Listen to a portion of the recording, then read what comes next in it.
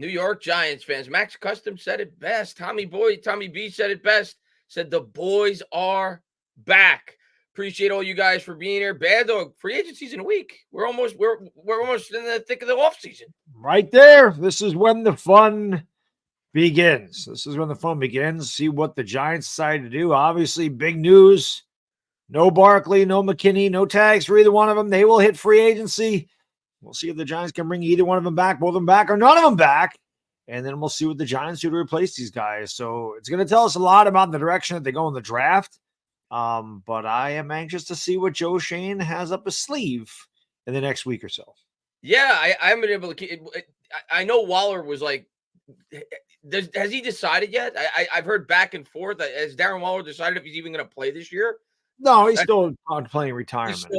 So we'll see with that. But yeah, I mean, obviously the big news, and we'll start the show with that. The tag deadline came and went. The Giants decided not to put the tag on McKinney. And it seemed like Twitter was divided, but that's everything. Not just on Twitter, just Giants fans in general. You're always going to be divided. But they seem like they were divided in terms of the McKinney thing. I think most people knew the Barkley thing was inevitable, especially, Bad Dog, when you look at and we're going to say hello to everybody in the chat in a second, but especially, Bad Dog, when you look at the running back market this year, like it is loaded. Like Derrick Henry, Austin Eckler, Saquon Barkley, Swift, Jacobs, Pollard. Pollard. There's like 6, 7 high-profile running backs. And what does that tell me as a fan from the outside looking in? When you have a ton of talent at a specific position, especially a position that's been downgraded in recent years, that's only going to lower the market because there's only going to be so many teams that are going to be willing to spend a premium for a running back. So if you're the Giants, there was really no incentive to give Barkley that $12 million tag. I think you say to yourself, as much as I love Saquon and as much as I would hate to see him play as an Eagle or whatever, but I think we've talked about this in the past. I think it's best for both of them to part ways. I think it's kind of a bad relationship at this point. I think both are better off without one another. I think we kind of agreed to that. But we'll see. If Barkley's market's not there because of the flooded running back market, maybe you get him on a cheap price. We'll see how it works out. But McKinney was the more interesting one because McKinney, I'm not surprised they didn't tag him because I'm going to explain my side of it, and then I want to get your take on it too. A lot of people said that they should do the transition tag. The transition tag only would have been, I think, about $13.75 million or thereabouts. And essentially what the transition tag is it's kind of, I guess, a placeholder, but it allows him to be able to still field offers. Yeah, he gets to set the market in essence. Yeah, but the way I look at it is this, Bad Dog. I think the Giants looked at it and said, McKinney's more than likely going to get a big offer. There's, especially after you started to see the other high-end safeties get tagged, that thins out the safety market. And they said to themselves, well, he's going to get $18, $19 million a year more than likely. We're probably not going to match that. So we don't want to tie up our salary cap, before free agency starts for a guy that we know more than likely we're not going to be willing to match the offer that another team is willing to give. That's the way I looked at that. And that's why ultimately I think they decided not to tag him. Yeah, I mean, it makes sense. It does seem like some safeties came out, but I do think that's a position that's more in demand than a running back. I mean, like anything else in life, price is driven by supply and demand. And there wasn't a ton of big free agents to hit the running back market last year. Jacobs got tagged, Pollard got tagged. And like you mentioned a number of really good running backs that are out there this year. And that really only hurts Barkley's value on the open market. Now, he may be the best of the best out there, but how much is that really worth? Is somebody really going to give him $12 million a year? I mean, a lot of people say he could end up in Houston. I think that'd be a good fit for him. They're a young team. I think that'd be great for a guy like CJ Stroud to have a guy like Saquon Barkley. I think that'd be good for both parties. They talk about him going to the Eagles. I honestly think that's BS. That's why when I said it on Twitter today, I'm like, I should be pissed off about this, but I don't even care because I really just think that's small. I don't think that Barkley's going to be an Eagle. I don't. Where the hell are the Eagles getting the money from, man? The Eagles, I understand they have salary cap space. They have so much dead cap.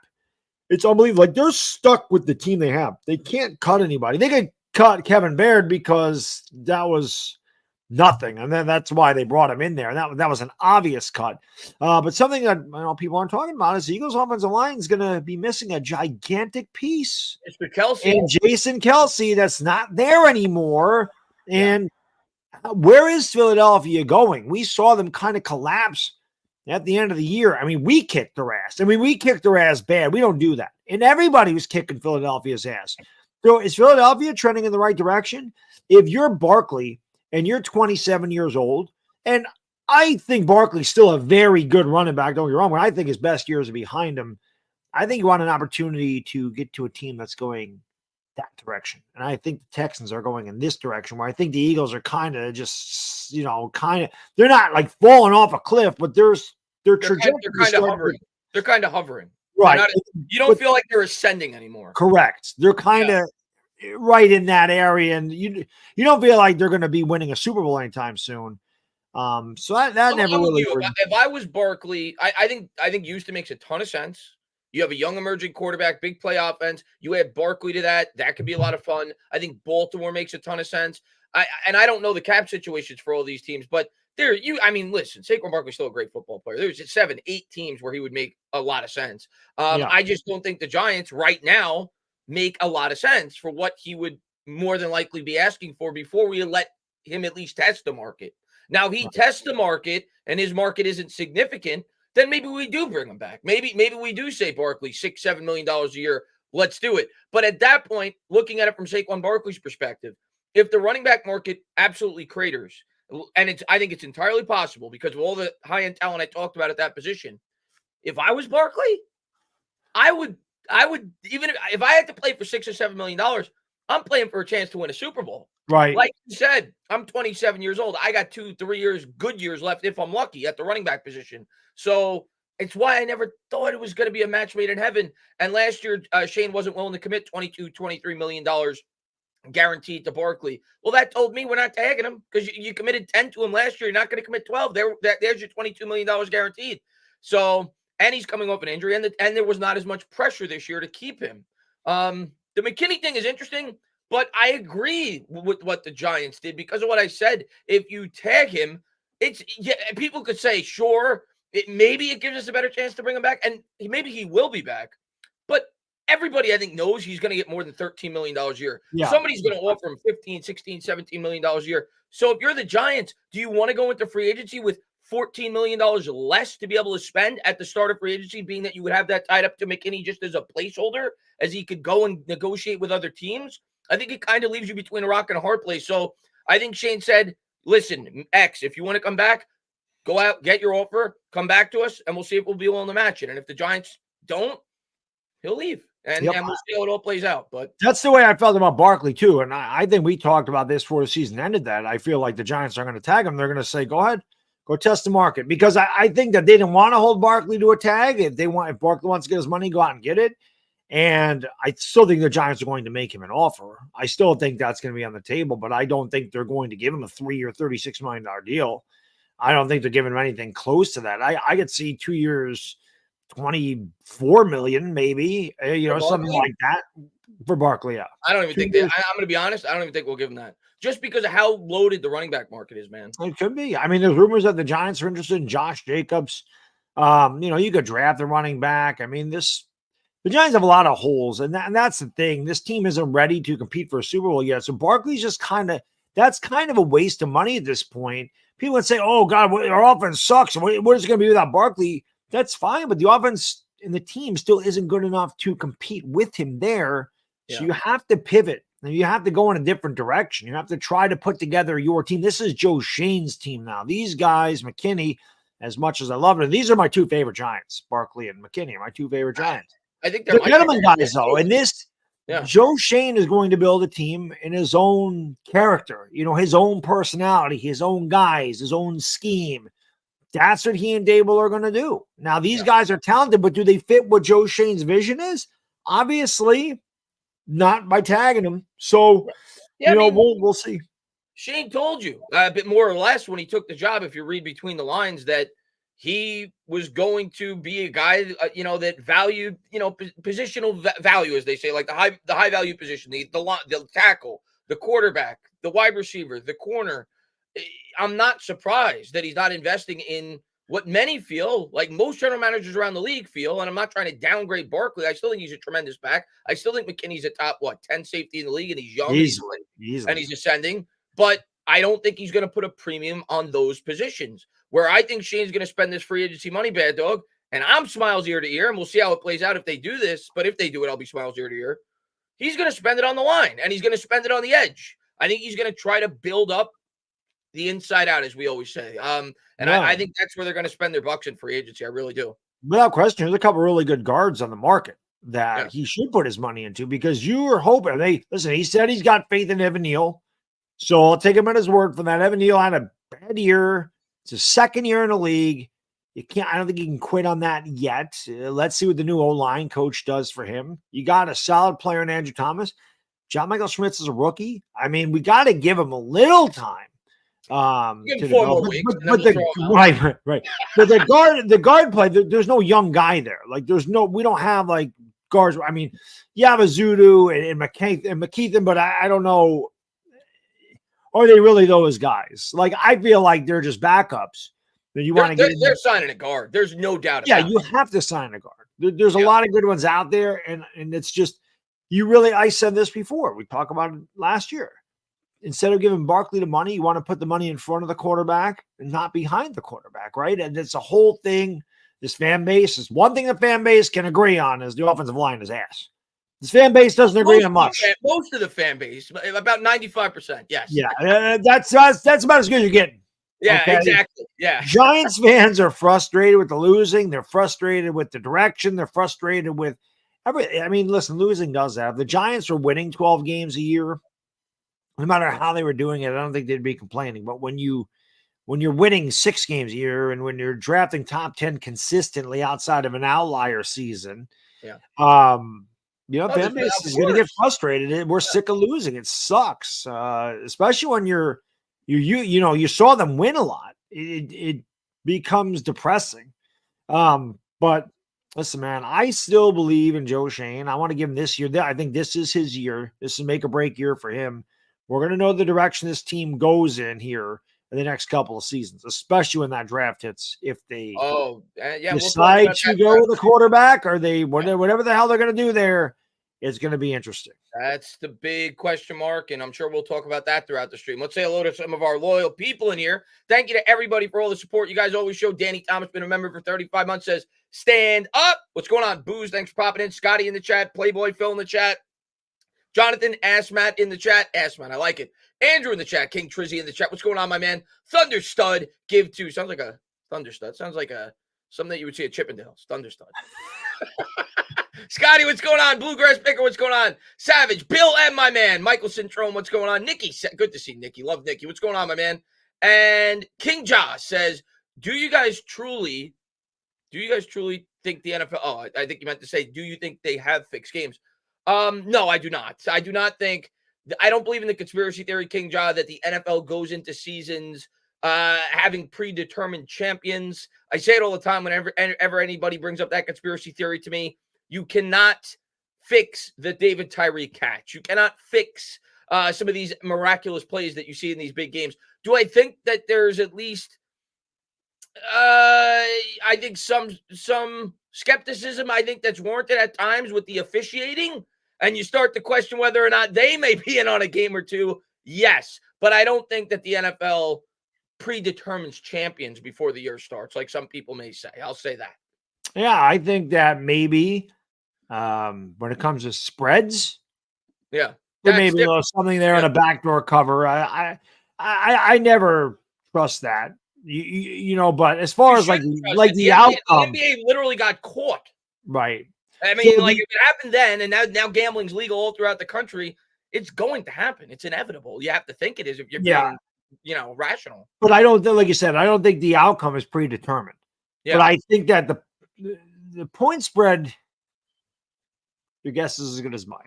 I can't say that doesn't happen. There's definitely parties sometimes like that. I'm sure it does. I'm sure it does. And Cy Guy, what's going on, man? Thank you for being a member. He says stud wide receiver at 6. I think that's what they're going to do, honestly. I think that's what's going to happen. But I'm leaning that way myself. I know a lot of fans are starting to push the fourth quarterback off the board, whoever your preference is at 6. I don't think that's going to happen. I don't want that. I want BPA at 6, and I think BPA is going to be wide receiver. You may argue could be Joe Alt, but like you said, even though I love the lineman, you know that, I don't think Shane, from everything that he said, he has shown so much faith. Well, I don't know if so much faith is the word, but he seems like he wants to give Neal another year at the tackle spot with the new offensive line coach, from what I've gathered from his press conferences. So I've kind of ruled him out. For me, it's a wide receiver or quarterback. And if the 3 quarterbacks go top 3, yeah, I think you're going to get your wish, Shy Guy. I think we're going wide receiver. I do too. I think that's where they're going. You never know. Draft night's very strange. Maybe a unforeseen trade opportunity presents itself. Right. You don't know. You always got to tune into Chris the Baddog and cover the draft because you don't know what the hell you're going to get. So Diego Ortiz says, "What's up, Diego? Good to see you, man. Guard market has been set. What do you guys think?" I don't know what I didn't see. Did somebody sign at the guard? I missed it if they did, but I think, I don't know what did a guard sign? I have no idea. I didn't see anything, but I wasn't checking either to see what gets signed or whatever. Here's what I think, Diego. This is what I think their overall strategy is going to be in free agency this year. I've seen a lot of people throw out the name Danielle Hunter. I've seen people throw out, some older prospects in free agency.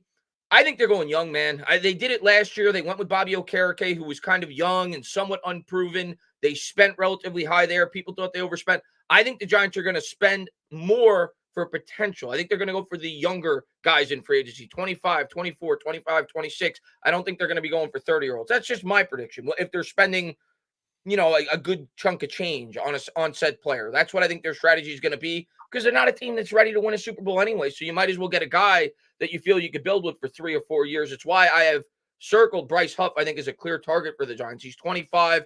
Edge rusher would be a great compliment to Kayvon Thibodeau. But there's a number of guards that they could go after. Like Baddog said, there's at least 3 or 4 options there. So one's gone because they're saying Dotson got signed to a 3-year, 48. Oh, I saw that actually. Dotson did get signed. Oh, $16 million a year. That's 16. The norm. Yeah, it's 3 years, $48 million. For the top end guard in the free agency market, that's what I would expect. 15 to 17 million. That sounds about right. So I'm not surprised by that.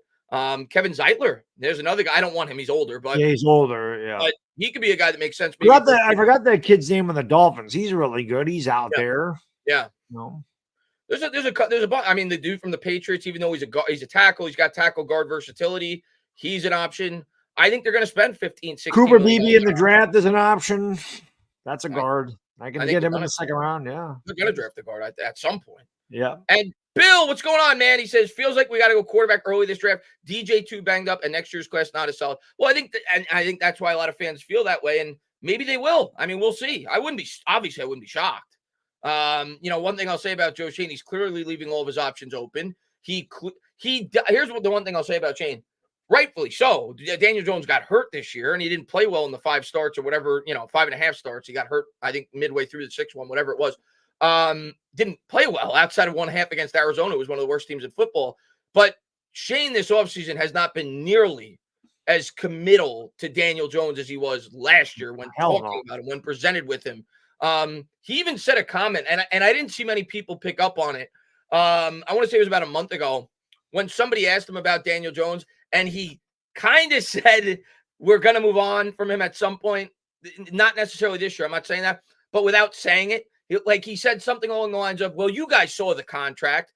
And I think a lot of people didn't pick up on that. The way that I took that was, you guys saw the contract. We structured it in a way that we could rip it up in 2 years. So I think Shane is definitely trending towards wanting to replace Daniel Jones. I just don't know for sure if it's going to be this year in the first round. I don't know, because you can't force a quarterback pick. So we'll see. I think free agency is going to tell us a lot, though, of what the Giants' plans are going to be, because Baddog, if the Giants spend $8 to $10 million on a backup, which is probably going to be the going rate, especially with all the starting quarterbacks that got hurt last year, you have to figure teams are going to be like, it's like if you're the Jets with Aaron Rodgers, how do you not try to get a pretty good backup after what happened to them last year, right? So I think that's going to be the going rate for a good backup.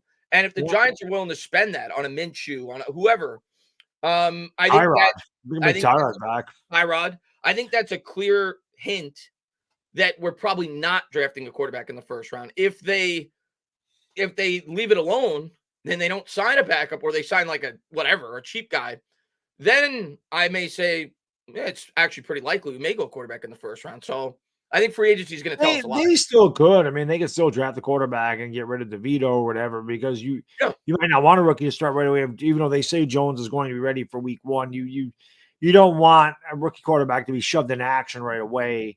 I don't believe. One thing though, there was a Q&A like at the combine, and Joe Shane, they asked about the quarterback position. He said, we'll address it in free agency. I remember that kind of slipped out. I don't think he meant to say that. I don't know if he wanted to say that. He purposely said, who knows? He's, we'll address it in free agency. So I don't know. We'll find out. Do you think, let's put a percentage on this. I'm curious to get the chat's take on this as well. What's going on, everybody in the chat? If you had to put a percentage that here's what I'm going to say right now. If the Giants are taking a quarterback, they're trading up. I don't think they stay at 6. Even if it's for McCarthy, who most people now have penciled in as the 4th quarterback, if you're Shane, you can't just sit there at 6 with all. If you love McCarthy, and you better love him if you're taking him that early, you can't just sit there at 6 with all the teams behind you that need a quarterback. So I think we're trading. I'll be right back. Sorry. Yeah. I'll ask the chat where Baddog hits the latrine. What percentage do you put on that the Giants are going to trade up to get a quarterback in this year's draft? I don't think it's high. I don't think we're going to trade up, but I would say maybe 15, 20%. There's a chance. Maybe at pick 3, New England doesn't like the potential quarterback prospect there. Maybe they have Jaden Daniels well above Drake May or vice versa, and they want to trade out of it. I think it's possible, but I would put it at like 15, 20%. I don't think it's very high. We got 35%. We got 50%. We got 20%, 30%, 25%. All right. I think that's about right. I think that's fair. That 25%, 30% area. That's where I think I'd have it as well. Optimist, man, what's going on, man? Thanks for popping in. What's going on?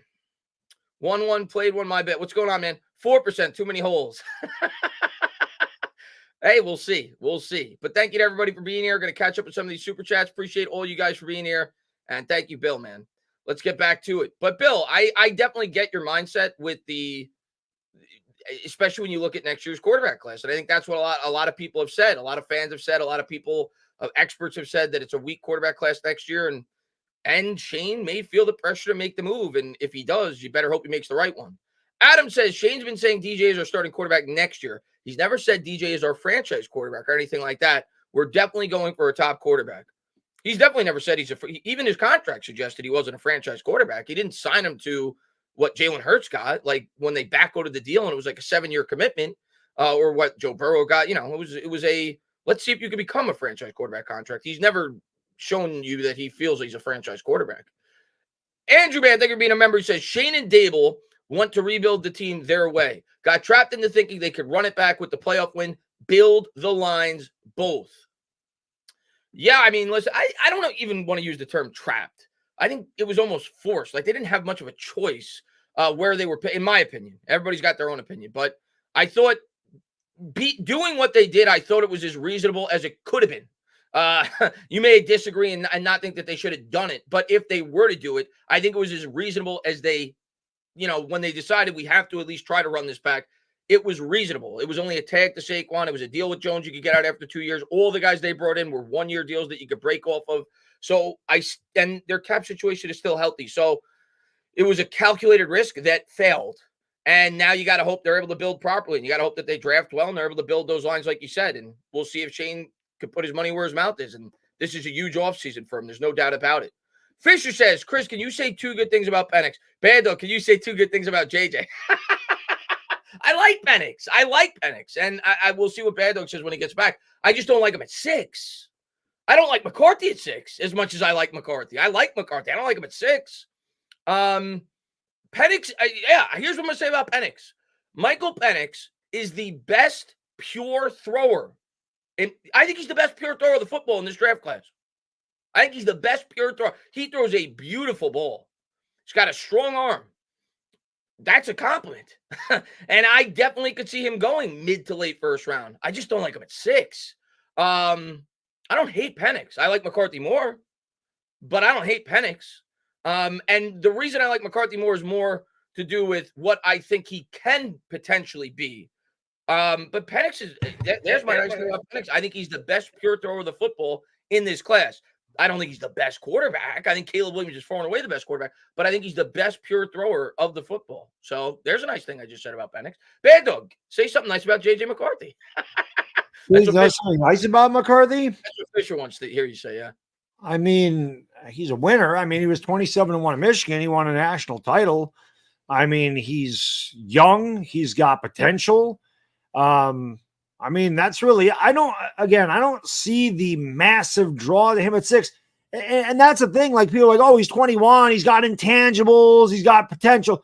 And I'm like, isn't that what we paid Daniel Jones's contract on? That everybody got pissed off about because they paid him on the potential because he had a good year, and they paid him on what he could be, and he just didn't live up to it.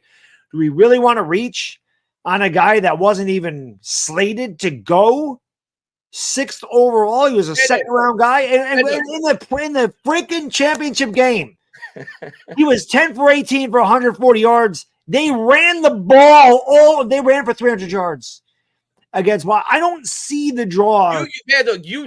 I like McCarthy. We've talked about it when we've done streams before. 39, I'm not going to get mad. 6. I've texted you when we've watched Michigan games separately. Yes.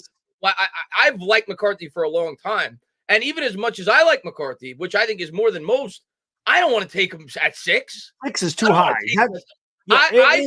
This is the way I view McCarthy, though. And it's not going to happen. Because there's way too many teams in this draft that need a quarterback. And the Raiders need one, the Falcons need one. Broncos, so many teams. And I think of the second tier quarterbacks, like I think most people have the consensus top 3 by most people's standards.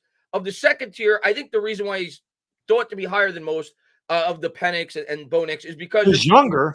That's where I was going to get the potential, right? The untapped potential. He's 21. Those guys are 24. They've been playing college football for a lot longer. So I think that has a lot to do with it. But to me, I would feel very comfortable taking McCarthy like where the Packers took Jordan Love, because that's how I view him. I view him as a guy that if you trade up to like 24 or 25 into the first round, he'd be a perfect candidate to sit for a year or two and maybe reach what I think is a very high ceiling. I'm not going to say an elite level ceiling, but a very high ceiling. But I don't feel comfortable taking him at 6th overall. I think it would be a reach. I wouldn't scream. I got to hope that Joe Shane's right if they do it, but I think it would be a reach at 6. Yeah, I mean, listen, if they had traded up and got McCarthy at 25, he's not my pick, but I wouldn't have I wouldn't like it, but I wouldn't be pissed about it. And the reason being is McCarthy played behind one of the best lines of football, one of the best running games of football, and he had one of the best defenses in football. We don't have that here. And that's what scares me about it. This is different. To me, again, you watch Caleb Williams, he's electric. Like, I watch that guy playing, I'm like, that guy makes people better around him. I'm like, can McCarthy, maybe at the college level you can do that? Because, again, the teams you're playing not that he had an easy schedule. I mean, he played well against Alabama. They beat Penn State, but he only threw 8 times. Like, this is what I'm saying. Like, they didn't ask him. They didn't ask him to do too much. I'm like, but the Giants didn't ask Daniel Jones to do too much in 2022, and everybody shit on him because they didn't ask him to do too much. Like, I have a hard time understanding where Giants fans are coming from if they're going to crap on Jones for the same things that they want to get McCarthy for. Yeah. So, to me, again, I wouldn't have a problem that he took him back into the first round because, yeah, he's going to sit for a year, and you would hope that a guy like Brian Daboll could develop him into being really good. And as I said before, they draft the rookie quarterback. In essence, they're going to have this offseason and next offseason to build around him. But you really got to fix the whole line. Maybe McCarthy can be amazing. Maybe McCarthy does end up being a really good friend quarterback. I don't know. But I'm just looking at where he's coming from in Michigan, where everything is perfect around him. Yeah. Like I said, for Daniel Jones to succeed here, it would need to be the perfect storm. And McCarthy had the perfect storm in Michigan. The Giants are not a perfect storm. They're a shit storm. This is a disaster.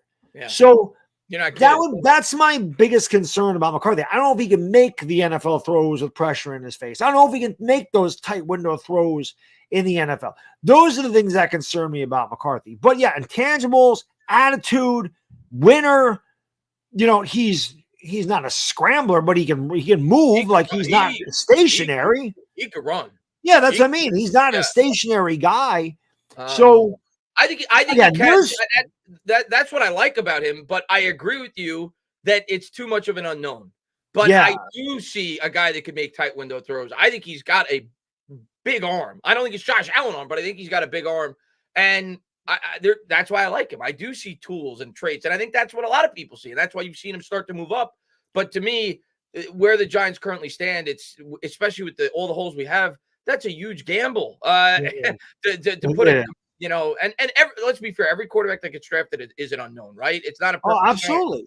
But a lot of it depends on the situation they go into. Yeah. But to me, it's too big of a risk. Jack says, I know Baddog loves this scenario. Rome at 6, Penix at 39. That's my favorite. I've been saying that since last year. I would love that scenario too, by the way. My favorite. Rome is my favorite. Rome is my favorite receiver in this draft. Here's what I'm gonna say, Baddog. I had neighbors well above Odunze. I don't know, man. After watching that combine, dude, Rome Odunze, and obviously I saw him play on Saturdays too. He was great. Yeah, Rome Odunze might be above neighbors for me. Like they're close, man. Like this guy, he's more athletic than I even thought he was for a big wide receiver. Like he might be wide receiver too. He looked damn good at the combine. He's really good. He's a physical receiver. He high points any ball. He's got really good hands. He's hard to tackle. He's 6'3". I mean, they have a couple comps. They're pretty. And again, you can take comps. You can do whatever. Gerald, do you see that? Yeah. I was gonna say you can do whatever you want with a comp. Devontae Adams and Larry Fitzgerald. Those are two pretty good receivers. If Rome Odunze ended up being a level beneath those guys, I'd be thrilled. One thing Daniel Jones or whoever the hell our quarterback is next year does not have, it has not had since Beckham left, is a true number one receiver. There's number twos on this team, but there is no number one. And I did a mock draft where, again, when you do mock drafts, and Chris and I will do some mock drafts as we get closer to the draft because that's always fun. I picked Jaden Daniels, and the guys are like, "Oh, that's not going to happen." I go, "I understand that, but this is what if it's available." So I did, and I took Ladd McConkey in the second round because Ladd McConkey to me is a guy that is very underrated. And people are like, "How many slot receivers do we need?" I'm like, "Well, how many do we have? We got one. How many slot receivers do we have? Because Wan'Dale Robinson. Yeah. Were you gonna draft? You're gonna take a second round pick and draft the backup? What if you go trips bunch? What if you go 4 wide? If you go 3 wide, is Wan'Dale running 100% of the snaps? Of course you need another slot receiver. But Shepard's gone. Paris Campbell's gone. There's no more Cole Beasley. All the other guys they have as slot receivers are, special teams guys, and most of them aren't going to make the team. But Ladd McConkey is a very intriguing. He's awesome. He's a very intriguing guy that I think if the Giants didn't go, wide receiver in the first round, McConkey's definitely a guy. And the reason I like McConkey anyway, but the reason I took him is because Xavier Legette was not there. Oh. Xavier Worthy's another name, which of course he set the record for the 40. But I think he's better than John Ross, Chris. I'm gonna tell you this about Xavier Worthy. I'm not. I don't know if I trust Xavier. He's very slight. He's gonna go in the first round now because that was insane. He ran like a 4.2. The Chiefs. But I'm gonna tell you what, man. When I saw that picture and I saw his shoulder blades, I'm like, this guy looks like a newborn baby. He's like 160 pounds. Tiny. I don't want to take that dude in the first round. I didn't either. But I think the Chiefs, perfect. Oh, yeah, he's a burner. Perfect for Pat Mahomes. But who's a good fit for McConkey? And I would like him on the Giants. But who's a good fit for him? Rams. Perfect fit. Perfect guy that can replace Kupp. Kupp's getting a bit old. Like he would fit perfectly into McVay's offense. But he's very much like Cooper Kupp. I really like Ladd McConkey. And Ladd McConkey ran a 4.4 flat. So it's not like he's a slow guy. No, listen, I watched Georgia. I love the SEC. I watched a lot of Washington this year because I love Michael Penix. And I love a lot of the Huskies. Braylon Trice, Michael Penix, Rome Odunze, Dylan Johnson. Like there's a lot of the guys that I like on Washington. So I watched a lot of them this year. But SEC, always watch SEC football. I watched a lot more Pac-12 this year because of the quarterbacks, because of Bo Nix. He's out there. Caleb Williams, of course. To be honest, Bad Dog, I'm not a Bo Nix guy. I'm not, and I don't. I'm not saying I want to draft him. He looked good at the combine. I'm gonna be fair. He looked good at the combine. He threw the ball really well. I think Penix stole a show. Michael Penix has the best arm in this draft. Penix had the best combine. I agree. He had the best combine, just in terms of throwing the football. He had the best combine. Well, look, I love Michael Penix. You guys know Yeah. that. I've loved Penix for years. It is what it is. I could, you know, you know where I could see Nick's ending up. I think he's a good fit with Denver. I think he's a good fit. I think when Sean Payton's offense, I think he'd be a good fit there. I don't know if they'll draft him, but I could see it. John, what's going on, man? He says, "What it do, Giants? Still think Saquon could sign with the New York Giants?" And no, the NFL is not fixed. NBA, well, it's proven the NBA, at least in the past, has been fixed. We can't say currently. Well, not fixed, but the referees tilt the outcomes of the games. NFL, I don't think it's fixed, but I definitely think there's referee interference at times. If I'm being honest, I like when I say baseball's fixed. I'm like, how is that even possible? No, not fixed, but the umpires could be in on it. Could yeah. Well, they say, that game's give up a 3-run homer in the 9th inning, and you can't. They try to hit home runs, on Derby, and most of the time they can't hit them out of the park. It ain't that easy. No, it's not. Hardest thing to do in professional sports is hit a 99 absolutely mile fastball. What's going on? Good to see you, man. He says, you think we get a deal done for Xavier McKinney? Go over there, check him out, man. Really good guy. Eagles content creator. We know the Eagles suck, but go over there and check him out. We know their ass, but Philly Mike is all right. He's a cool dude. He's a cool dude. Do I think that they'll get a deal done with McKinney? I honestly don't know. Do you think we? I thought you were asking for yourself, because I know there's been rumors that at least some Eagles people I've seen talk about it. Do I think we do? No, I don't. I think somebody's going to overpay. I think somebody's going to give McKinney, because the safety market is thinned out now. The best guy on the market, Winfield, got tagged. So he moved up the pecking order, and he's young, right? That carries weight. Like a guy that may be a equal or even slightly more talented safety that's 27, 28 isn't as attractive as a guy that's 24 hitting the open market. So I think his market's going to be considerably high. And I do think a team's going to be willing to give him at least $18 million a year. That's my prediction. We'll see. But I think he's going to have a considerable market. And I don't tend to think Shane's going to be willing to give him that much. I don't either. I think the Giants, if they really wanted McKinney to stay, I think they would have. I think they would have tagged him, even though he made it obvious he didn't want to play under the tag. Yeah, but I hate losing me. Like I say, he's my favorite Giant. I hate losing Xavier McKinney. I hate losing him. But I mean, it's a business, man, and that's not Joe Shane's draft pick. And Dayton Belton came on pretty nice at the end of the year. I think McKinney was hampered by Wink Martindale's system. I think McKinney's better. But McKinney played every snap last year. That's another thing. The durability, yeah, he got in an accident on bye, but then there was an accident. You can't. It's not like he's getting injured on the football field. Yeah. So unless there's ATVs on the football field, I ain't worried about McKinney's health. So that's another thing. You got a durable 24-year-old guy that is probably one of the top 3 free agent safeties. Somebody is going to overpay for him. Somebody is going to give him a lot of money. They did it to Landon Collins years ago when we let Landon Collins walk. And Washington gave that guy $16 million a year back then, and he sucked. I don't think McKinney sucks.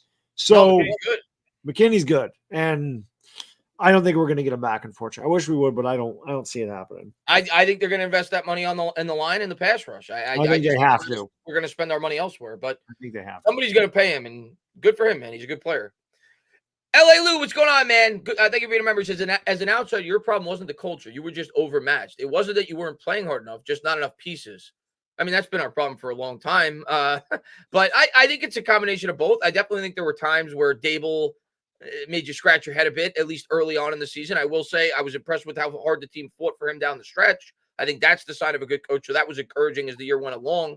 But yeah, listen, Lou, it's been the same story with this team for the last 12 years. Like when you talk about overmatched, I think at least about the offensive and defensive line. And whenever the Giants go up against a team with a good one, we get manhandled. And that's been the moral of the story. And it's why I think Joe Shane's going to try his best to solve it as best as he can this offseason in free agency. We'll see if he's able to do it. But yeah, listen, every time we play the Eagles outside of last year, and the Cowboys, they kill us up at the point of attack. We got to get better there. There's no doubt about it. Oh, yeah, without question. I mean, and yeah, we were overmatched. I mean, it's obvious. We didn't have a lot of talent, and we were down to our 3rd-string quarterback, and everybody was hurt. I mean, it's just it happens. We're not a good team. We don't have a ton of talent. We have nice pieces, but we're not a talented team.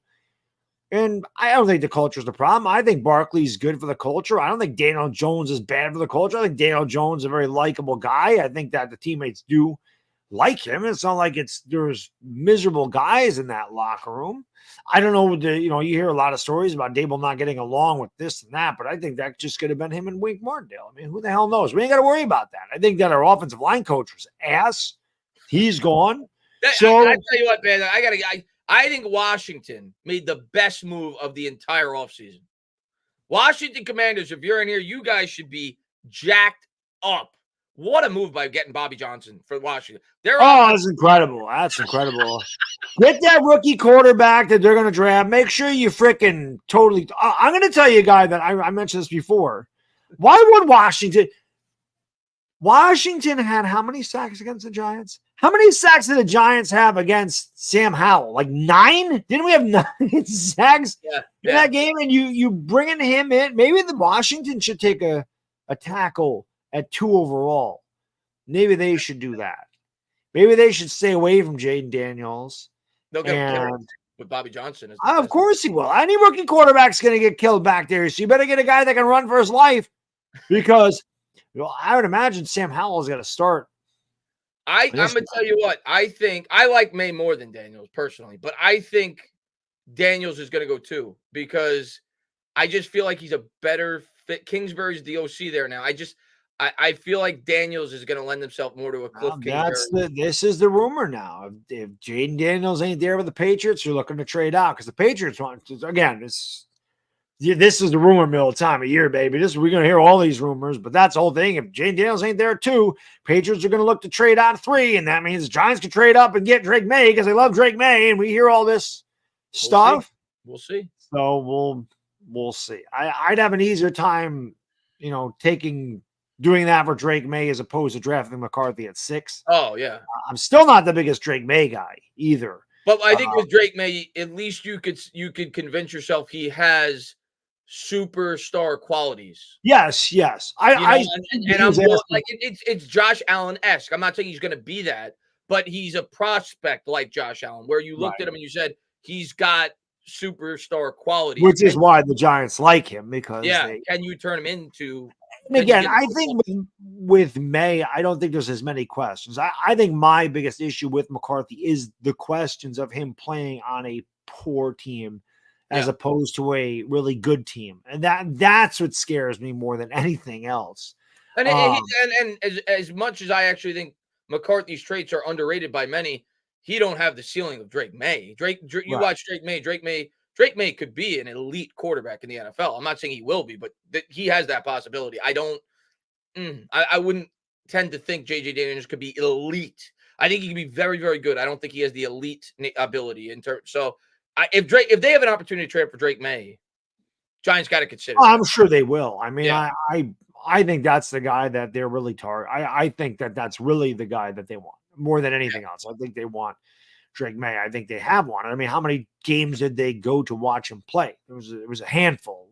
So I definitely think that's a possibility. And, we talk about edge rushers. Well, my guy got tagged, which you knew he was going to get tagged, and that's Josh Allen. Your guy, both of our guys. Both of our guys that caused the epic reaction of the Daniel Jones draft pick was because of Josh Allen. It really wasn't because of Daniel Jones. Yeah. It was because of Josh Allen. And thank God we didn't take him. I mean, he only had 17.5 sacks last year, so thank God we passed on him. That's it. But I'm telling you, man, the hell with Danielle Hunter. Bryce Huff, again, the guy had limited. I see Marcus Golden when I look at Bryce Huff. So I disagree with you on Bryce Huff. I don't really. A lot. My guy that I'm taking a flyer on, I'm going to get heat for it. I don't give a shit. It's Chase Young. I don't care. You're taking a shot. I get it. Chase Young is not going to cost a lot. What is he, 24? He's very young. If you could bring him in for if you give him $12 million. 12.5 million. Clowney commitment, like how Clowney bounces from team to team every year. I think that's going to be Chase Young potentially if he can't grow into what he is. But if it's a short commitment, you take a shot on a guy like that. No, I'm not talking about giving him 5 years, but like a 2-year deal. I'm going to say this about Bryce Huff. Who was the guy? I don't know if you remember, Baddog, when we first started doing the show. First free agency that we were doing the show together. Who was the edge rusher that I loved? And I wanted the Giants to try to get him. He ended up with the Packers. Oh, God, I know the guy because every time we did a game, he had a Every huge time we game. did a game, he was What the killing it. hell was his name? Zadarius Smith. Zadarius Smith. He came from Baltimore. I just couldn't think of it. Baltimore. I think Bryce Huff has Zadarius Smith written all over him. I think he's a guy that was kind of in a situation where he didn't get like Smith when he was with the Ravens, who didn't get that full. He's kind of a guy that doesn't get all the snaps. I think when he gets put in a situation, I think you're going to see him really take off. I like Bryce Huff. I hope the Giants take a shot at him. I think he could be really good. He had the second highest pass rush win rate in the NFL last year, only behind Micah Parsons. But I understand that, but Huff. he's not a 3-down guy, and that's what worries. He's more of a nickel pass rusher, and it's I guess that's kind of my thing. Can he do other things? Is he versatile, or is he just a one question? Yeah, that's the question. So that's why I guess again, if you're not giving him a gigantic contract, sure. Yeah, well, he's going to get paid. He's going to get paid. I don't know how much they do, but I do think the Giants are going to get one of these edge rushers. I definitely think that has to be done. John says, salute to the two icons of Giant content creators. Much love and respect to y'all. Fly, Eagles, fly. If the Giants stink again, how hot does the seat get for Dable? Oh, scorching. I'm not rooting for this. I'm not predicting it, but I certainly wouldn't rule it out. If the Giants bombed this year, especially if they didn't take a day one quarterback, Dable could lose his job. Yeah, I'm not ruling it out. So could Shane. Yeah, I don't think Shane would, but Dable definitely could. Yeah, and listen, there's a high pressure year for both of them because even if Shane keeps his job and they have to fire Dable, that doesn't look good on Shane. That was his handpicked coach. So that's why I have gone into free agency with the prediction that the Giants are going to be aggressive. I think they're going to be selectively aggressive. Like, I don't think they're going to do what Reese did when he spent at the top of the market. And backloaded all of it. Like, he signed the highest paid edge with Vernon in that class, the highest paid corner with Jenkins. I think the highest paid interior defensive lineman with Snacks Harrison. I don't think he's going to do that, but I think he's going to bring in 4 or 5 impactful players in free agency because Giants can't afford to win 5 games next year. They and I think they know that. I think Shane and Dable know that. So, but again, I think this year's you're going to see a lot of Shane's guys. A lot of these Dave Gettleman's guys are gone. Yeah. Outside of Daniel Jones, who's the Gettleman guy that's going to still be there if McKinney and Barkley walk? Besides Daniel Jones, who's I'm sure there's some. Andrew Thomas. That's right. Dexter Lawrence. Yeah. Azeez Ojulari for now. He's gonna be gone. He's gonna be gone. Not much else. Not it's tough, right? There's not much left there. Yeah. So they're two best players though, Thomas and Lawrence. Yeah. But other than that, this is going to be Joe Shane's team. So it's his show, man. It's going to be what he foresees as a winner. Yeah. But that's why I think Gary Slayton, by the way, I forgot about him. Yeah. We'll even see. We'll see if I think he's going to stick around, but the Giants I think they should just extend him and move the cap around with him. That's what I've said. You'd save $6 million by cutting him, but I mean, he's been your most consistent guy. He's a good wide receiver 2/3. He's still 26. Yeah, I like Slayton. I think and he's not going to cost you a fortune. Top end wide receivers are going to cost you $20 million. So if you could extend him on his current APY, like $8 million a year, so say 8 to 24, you give him another 5 or 6 more guaranteed that he has now, and you spread that out over 3 years with the increasing market every year. I think it makes a world of sense. Yeah. And you have Jalen Hyatt, you have Wan'Dale Robinson, and you add a guy like Rome Odunze with the 6th overall pick. And then all of a sudden your receiving core looks like something, especially if you've now also picked up an edge rusher, you signed a free agent guard, and you draft a free agent guard. Now all of a sudden it looks like you're starting to build something there. Yeah. So I mean, we'll see. Another guy I really like in the draft in the second round, if he's around, is Braylon Trice. I told you, I liked a lot of the guys from Washington this year. I watched a lot. Every time Washington was on, they had a high-powered offense. Yeah, but even Diva, I just like Braylon Trice. I think he's a really good. He is really good. The other Dijon or Dijin or whatever from Iowa, he's another one. Iowa's defense is great. Their offense, he's another good player I like. John says, "You guys buying all the JJ McCarthy buzz?" I don't know what your question is. Do I think he's worth the 6th pick and I like him? No. Do I think the buzz is legitimate? Yes. I think he's going to go, and I've thought this all along, that he's going to go in the first half of the first round because of how many teams need quarterbacks, because he has the most upside of the second-tier quarterbacks. So, yes, I do believe that he's going to be – if I had to guess, I think he's going to be a top 10 pick. And I definitely think he's going to be in the first half of the first round. So if you're asking me if I'm buying that, yes. Am I buying that the Giants are going to take him at 6? No, I don't think we'll take him at 6. But I think somebody's going to take him inside the first half of the first round for sure. Well, again, the Falcons, they're picking 8th, I think. They need a quarterback.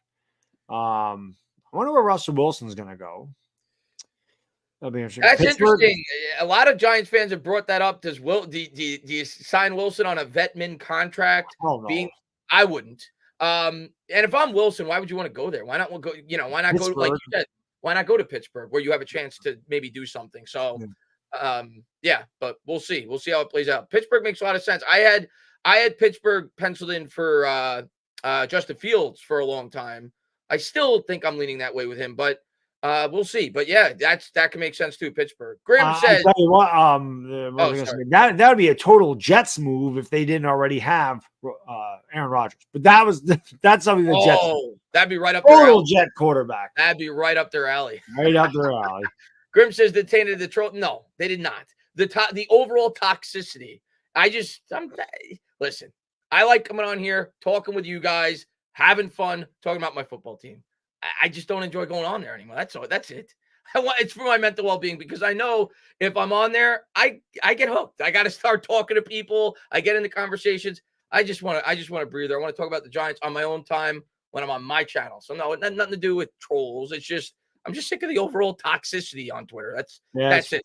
It can get pretty toxic. The good thing with me is I read the comments, but I don't engage a lot of times. I can't because help the other thing is, I was going to say when I do, especially because a lot of times at work, I'll tweet something out and like initially the first minute or so, I may look at it and comment, but then I have to go away from my phone for 10, 15 minutes. I come back and there may be more things. So I'll read them, but I can't respond to all of them. So I think that's the difference. It's easier for me to just get on there and throw something out that's on my mind, or I see something and I retweet it or whatever. Yeah. Give my opinion on the stuff. And Nick says, Chris Baddog, please give us your feelings from Joe Shane and Dave's perspective. Who should they take in order to reset their hot seat clock new quarterback? Depends on who's there. Yeah, I don't think you force one, Nick. I'll start by saying that. I don't think you force one, but it all depends on who they like. That's it. I mean, we could say who we like. Outside of the top 3, my favorite one is McCarthy. Baddog's favorite one is Penix. Yeah. Neither one of us think they should take either one of those 2 at 6. Oh, hell no. So Penix at 6. No, hell no. So we're in agreement that we don't think they should take a quarterback at 6. I think we're also in agreement if there's an opportunity to trade up to 3 to get Drake May, they should. Yes, but, absolutely. So it's we got to know the circumstance, but I don't want them to just force a quarterback pick to force one. I think we're going to take a quarterback at some point. I just don't know if it'll be at 6. It might be in the second round, might be in the third round. Maybe it's Joe Milton. Could be. I think he's day 3. I think he's a day 3 guy, but yeah. That's what I'm saying. But when you say at some point, very well could be there. Could be. But I don't think you just force a quarterback pick. That's no. They did that in 2019. That's why we're talking about it now. Yeah. They forced it. Yeah. ER, what's going on, man? What about May do you like more than JJ? I like JJ more. I love JJ, by the way, but I just think May's ceiling is higher. I'm a believer, ER, especially when it comes to the quarterback position. And that's why I like JJ, because I think he has a high ceiling, just not as high as Drake May's. I'm a believer when it comes to the quarterback position. If you're taking one early first round, that position above any other, I value the ceiling so much higher than the floor. Like there's certain, like a tackle, I might lend myself if I'm picking early to go towards the higher floor than the higher ceiling, because you want to make sure if you have a good tackle, you're pretty good. But if you're investing a high pick in a quarterback, I want him to have superstar potential. And with Drake May, me personally, and that's what's fun about this, Bad Dog, everybody's got their own opinions. Everybody's got their own eyes and ears. Yeah. I watch May. He looks like Josh Allen to me. And I'm not saying he's Josh Allen, because he's not Josh Allen. Josh Allen was an alien. And everybody knows if they watch my channel, I loved Josh Allen before Josh Allen even took off with Buffalo because his traits were just electric. But May is pretty close. When some of the throws that I see him make, that's just my personal opinion. Some of the crossbody throws he's able to make, like most quarterbacks can't make those throws. And he's big, and yeah, man, he's just my style of quarterback. What I like. I love Josh Allen. He's that type of quarterback, that profile. So I would prefer him over JJ, and I would prefer him number 2. Caleb Williams, to me, people, Baddog, are analyzing this way too much. They did the same thing with CJ Stroud last year when people started talking about the tests and this and that. He's the best quarterback in this draft. Caleb Williams is so far and away the best quarterback in this draft, in my opinion. Close. It's not even close. Like, he has Drake May's upside. Like, I think May's upside is somewhat comparable to Williams. I think both of them have a really high ceiling, but he is a much safer prospect. So he's got the ceiling and he's got the floor. Caleb Williams is by far the best quarterback prospect in this draft, in my opinion. By far. No, I agree. I mean, listen, you guys know I've loved Caleb Williams since he was a freshman at Oklahoma. So this is nothing new. Normally, if I like a quarterback a lot, it's because I've watched them throughout their entire college career. So I feel like I'm just more comfortable with these guys and I know them better. To this question, though, I agree with you, Chris. I think May, to me, just he's got better physical talent than McCarthy. And for me, again, I think May's already there. I think you see what Drake May is. And a lot of people are talking about McCarthy's potential. I don't want to be drafting guys on potential to the Giants. And as I mentioned earlier, there's a lot of questions to me because McCarthy played on the best team in college football, the best defense. He had 4 total touchdowns in the last 7 games and then won a national championship, which is telling you they're not asking him to do anything in Michigan. Well, when you're picked inside of the top 10 in the NFL, not only are they going to ask you to do a lot, they're going to ask you to do a lot with a poor team because that's why the team's picking so high.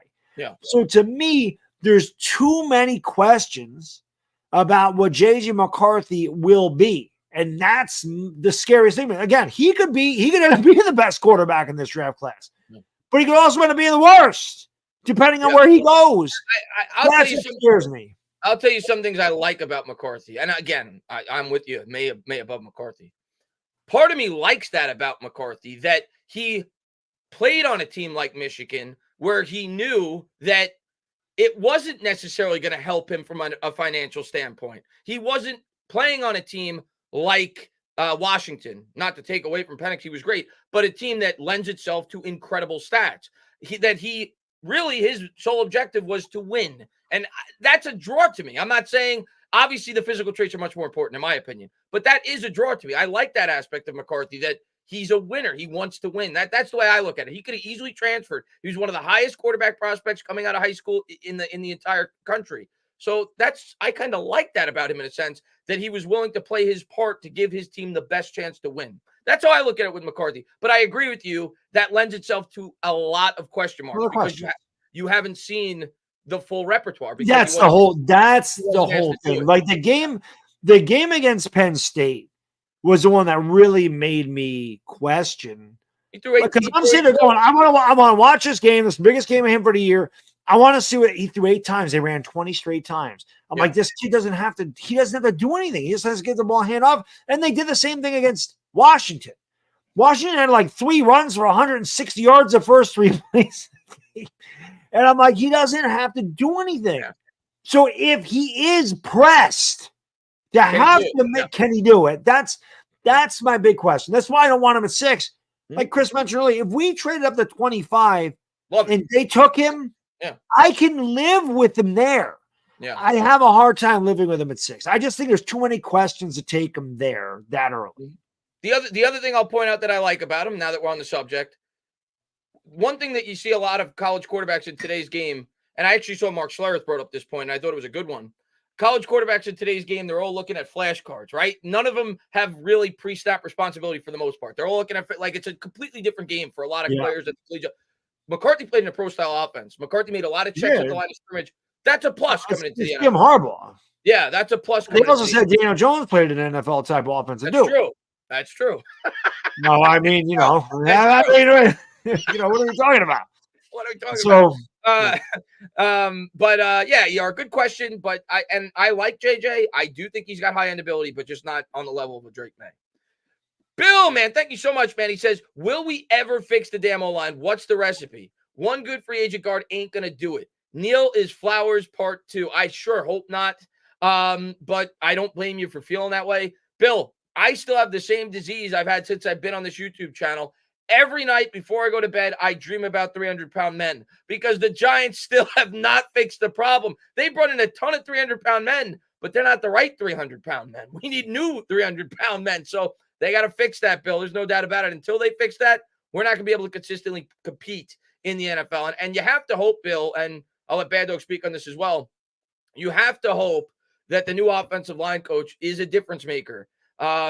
I think a lot of people just think that I've seen people like come up with this theory that he's just going to snap his fingers and everything's going to be good. No. The Giants definitely need a talent upgrade on that offensive line, but you have to hope that he can make a significant difference from the guy that we had here last. You have to hope, but there's upgrades that are needed there. There's no doubt about it. Listen, there's a lot of young guys in this team, Bill. I mean, Andrew Thomas is great. We know that. Schmitz is a rookie. Evan Neal's going into his 3rd year. You know, Azudu and McKeithen haven't really played a lot, but they're also very young players. So you want an offensive line coach that can develop these guys and get the most out of their talent. But I don't think not only do they will sign a guard. I'm not a bet. Well, I am a betting man, but you know, I would bet something that the Giants are coming out of this free agent with a guard. They need a guard in the worst way. But I also think they could get one in the draft. Like, I think if Cooper Beebe falls down to them at 47, great. There you go. There's your guards. Now you got a legitimate rookie guard. You got a legitimate free agent guard, a guy that can play in the NFL, to go with Andrew Thomas, to go with John Michael Schmitz. You still got a Zudu. Maybe he could develop. Right. Again, they can be backups. You still got Tyree Phillips. So you can make it better by getting a couple of guards, but also these guys got to stay healthy. I mean, that's a big thing. Thomas missed time, a lot of time. Evan Neal missed a lot of time. John Michael Schmitz missed time. So these young guys also have to get snaps and get experience because you're not going to get any better sitting on the bench. Yeah. So that's another big part of why I feel like this line has struggled. Yeah, the talent may not be there, but these guys also had no opportunity to build any kind of cohesiveness because they don't ever play together. When do they actually play? Like, when do those 5 guys play? That to me, and I say it all the time, that to me has been by far the biggest problem with this offensive line for the last 12 years. And obviously we've lacked the ability to draft properly. That's been a problem, but I think that's the biggest problem. There's nothing more important to an offensive line than cohesion and consistency. Not just with the players, but with the coaches. And when you're constantly flipping head coaches, when you're constantly flipping offensive line coaches, not that they shouldn't have. Bobby Johnson was bad. But when you're constantly doing that, it is so hard to be able to build consistency. And that is the one. I mean, you want consistency everywhere, but on the offensive line more so than anywhere else. That they got to let these guys continue to hopefully grow. But we also need an influx of talent. But you got to hope that this offensive line coach can get the job done, and maybe we could keep him here for 4 or 5 years. That'd be nice for a change. Be nice. Some consistency would be nice on the line.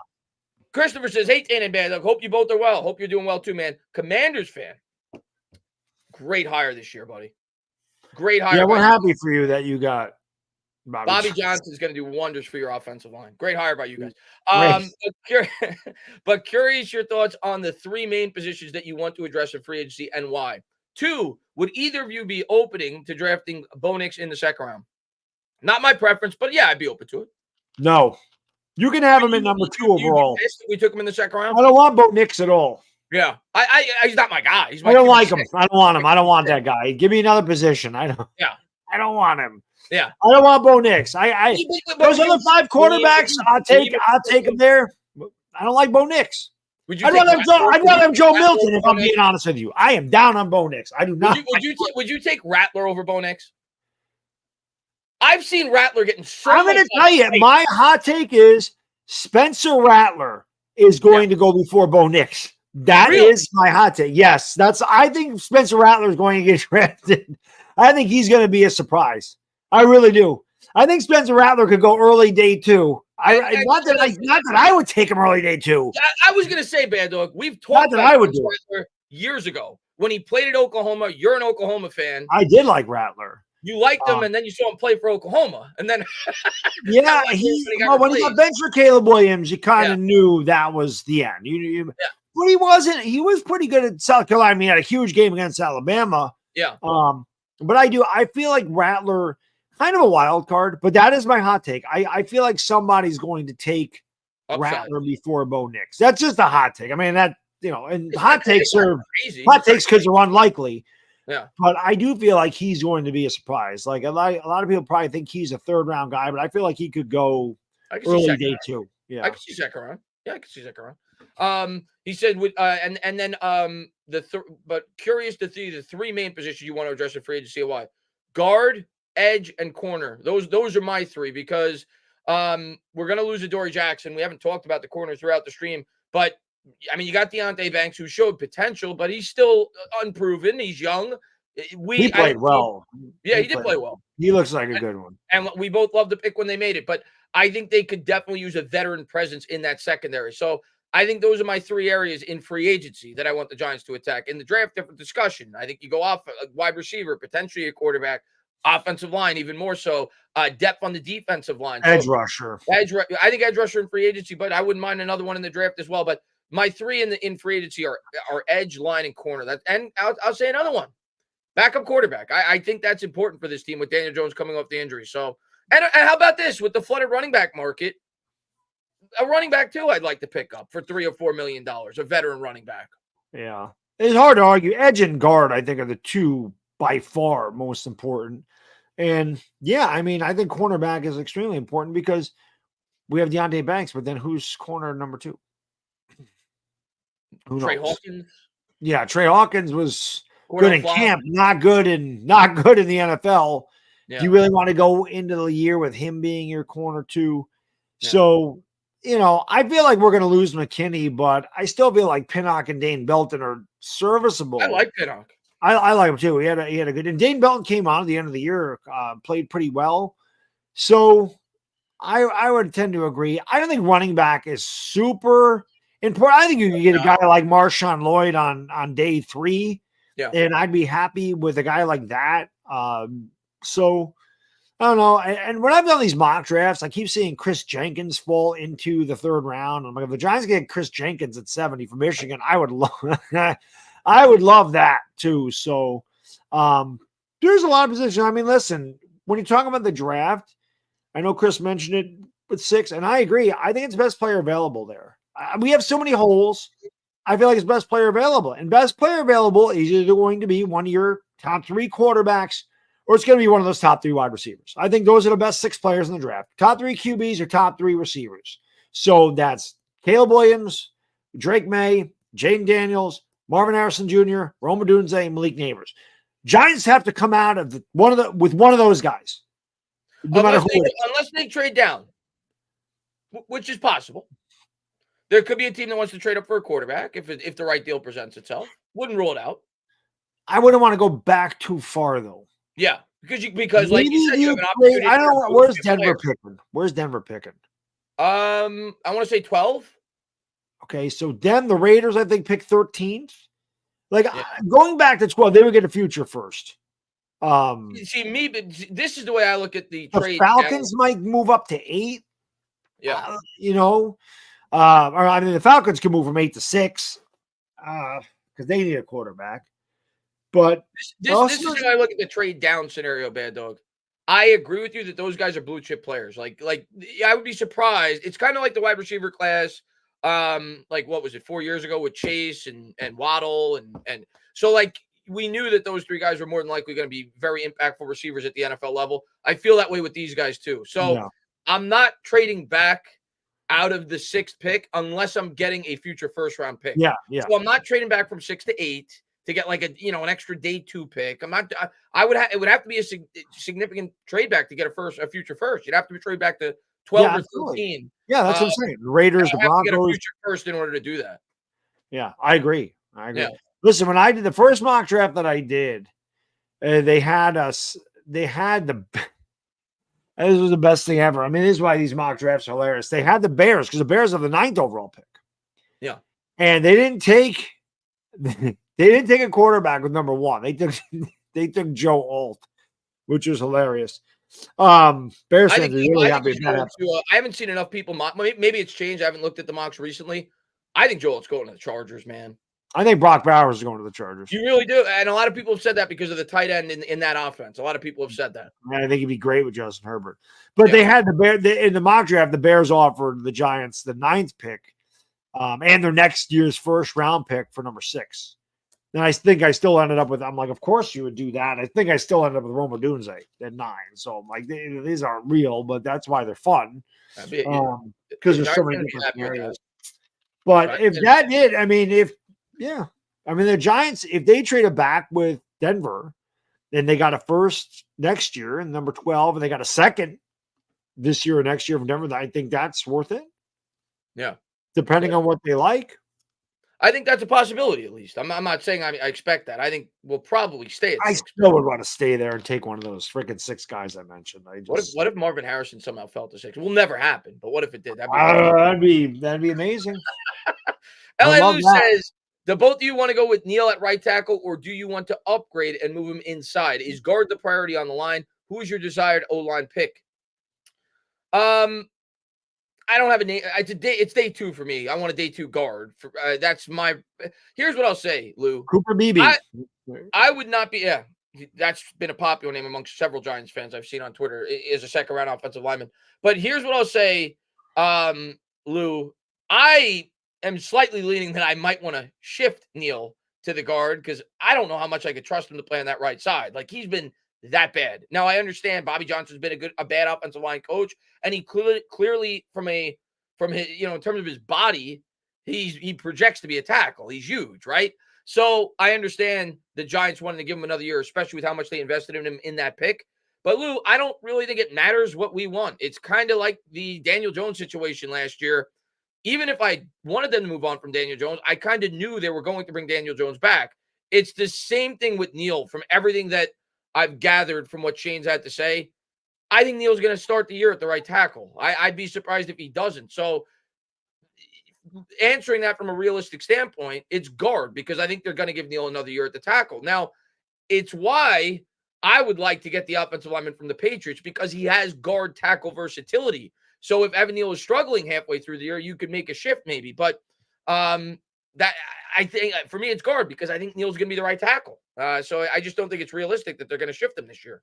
I think that you got to let Neal play right tackle. You spent 7th overall pick on him to play tackle. I think you have to give him a year with the new offensive line coach. And if he still sucks, then you chop it up to, okay, this guy just can't play right tackle in the NFL.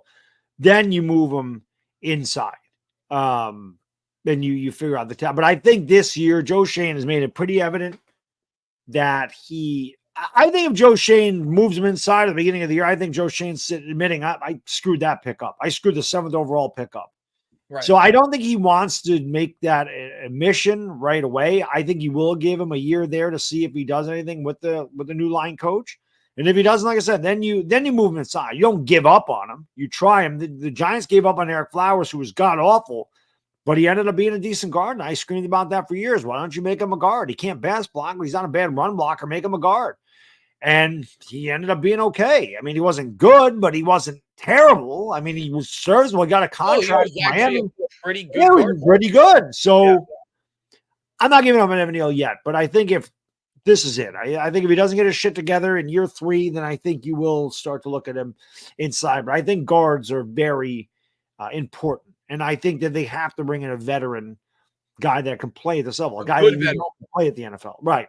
I don't want Mark Lewinsky. And I understand. I understand I understood why they didn't have any money that year, so that he was like the best option they could get. But if you're going to spend in free agency this year, because we have plenty of cap, you could maneuver the Thomas contract, you could maneuver the Dexter Lawrence contract, you could extend Slayton like we talked about to create more cap flexibility. If you're going to spend on quality, man. Go out there and get a quality guard. That's what I want, man. So get a proven commodity at that position. I agree. Playboy Phil says, I see the Bears being stuck because it doesn't seem like the trade is there for Fields, at least what they're looking for. Nobody is offering a 1 or second, but hey, Bears going to ruin another solid quarterback. I don't think they're stuck, man. I think they're in a great spot. I think they're getting one of the best quarterback prospects in years. Now, will they ruin them? It's the Bears. They've never had a franchise quarterback. So they might. But, yeah, I think they're going to be happy with coming out of this draft with who they're going to get. But when you say stuck, they may not be able to get, from the trade market standpoint, what they may have thought they could get. And I always thought, when you saw the rumors coming out and the way that Poles was playing it at the beginning, people were saying, oh, maybe they'll trade down and keep Fields. He was doing that to try to up Fields' trade value, so he didn't come across as desperate. It was always blatantly obvious they were going to take a quarterback. Yeah, I mean, the secret's out, and yeah, that'll probably hurt his trade value. But I think they would get at least a second-round pick for Justin Fields, you would think. But I think they're happy taking Caleb Williams at number 1 overall, man.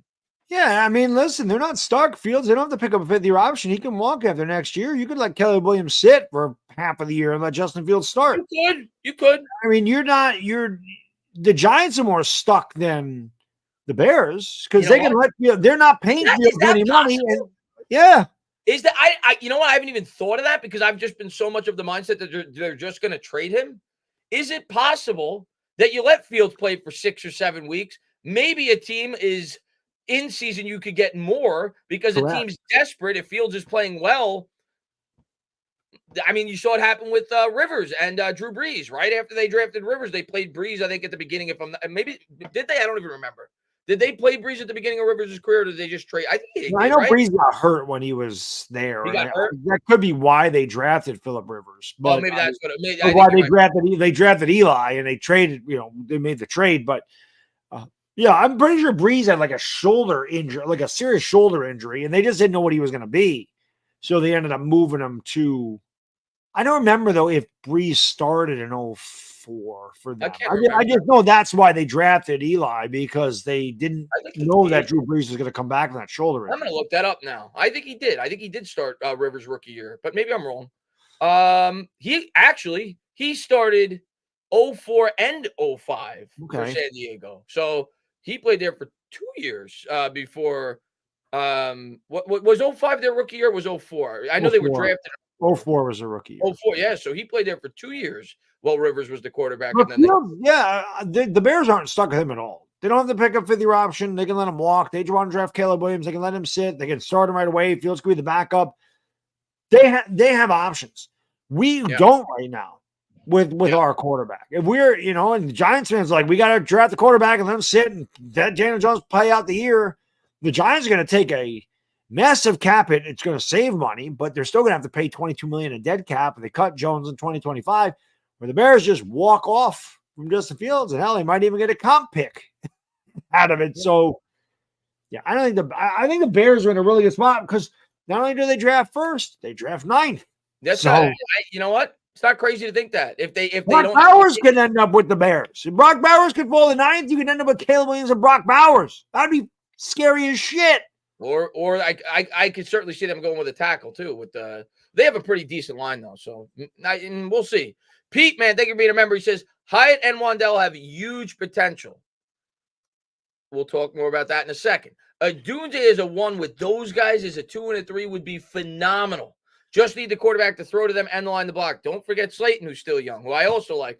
But, yeah, I agree with you, Pete. That's why I know a lot of people look at that and they say you have to go quarterback, and I get it. The natural response by everybody, somebody's got to throw him the ball, and I understand that. I don't look at this pick from a 1-year standpoint, though. I look at this pick from a 8-year standpoint when you're, with the 6th overall pick. This guy's supposed to be a franchise cornerstone player. And you look at that receiving core. How crazy is this, man, though? Is this crazy for me to say this right now? Especially when you factor in value. Not that he was a super late pick, but he wasn't a first-round pick. Through 2 years, Wandell, I don't know if I would consider him the best yet. He might end up being Joe Shane's best pick in the first 2 years. Not saying a whole lot because a lot of these picks haven't panned out. Now, Mike McFadden, you could certainly argue. He was a 5th-round pick, and he's looked good. And Kayvon's good. He's very good. But Deontay Banks looked very good last year. Deontay Banks looks very good too. But maybe I like Wandell more than most people. I don't think he's a number 1, But I think Wan'Dale is a He's fine, guy. really nice player. I think he's gonna be if he can stay on the Absolutely. field, I think he's a really nice player. Yeah, without question. I mean, he could be what they thought Sterling Shepard was going to be when they drafted him out of Oklahoma. I mean, he could be that guy. But I agree, Pete. Romo Dunze is my because I don't think we're getting Marvin Harrison Jr. He's my number one guy. Like I like him better than Neighbors. I've liked Well, Odunze your for number a while. one guy is MHJ. That's what I'm saying. Besides Marvin Harrison, I don't think we're getting Marvin Harrison. Right. So my guy would be Odunze. That's the guy that I really like, and I agree. Like you said, you need a quarterback to throw him the ball. And number 39. Yeah. Here, my guy, Michael Penix. I can throw the ball 70 yards off his back foot to these guys. He won't underthrow Jalen Hyatt. And he would have the familiarity with Romo Dunze, which is why I love that scenario. Because he'd already have a number one. He'd already have a rapport with your number one receiver. Now, I understand all the drawbacks. Listen, I did a video on Michael Penix.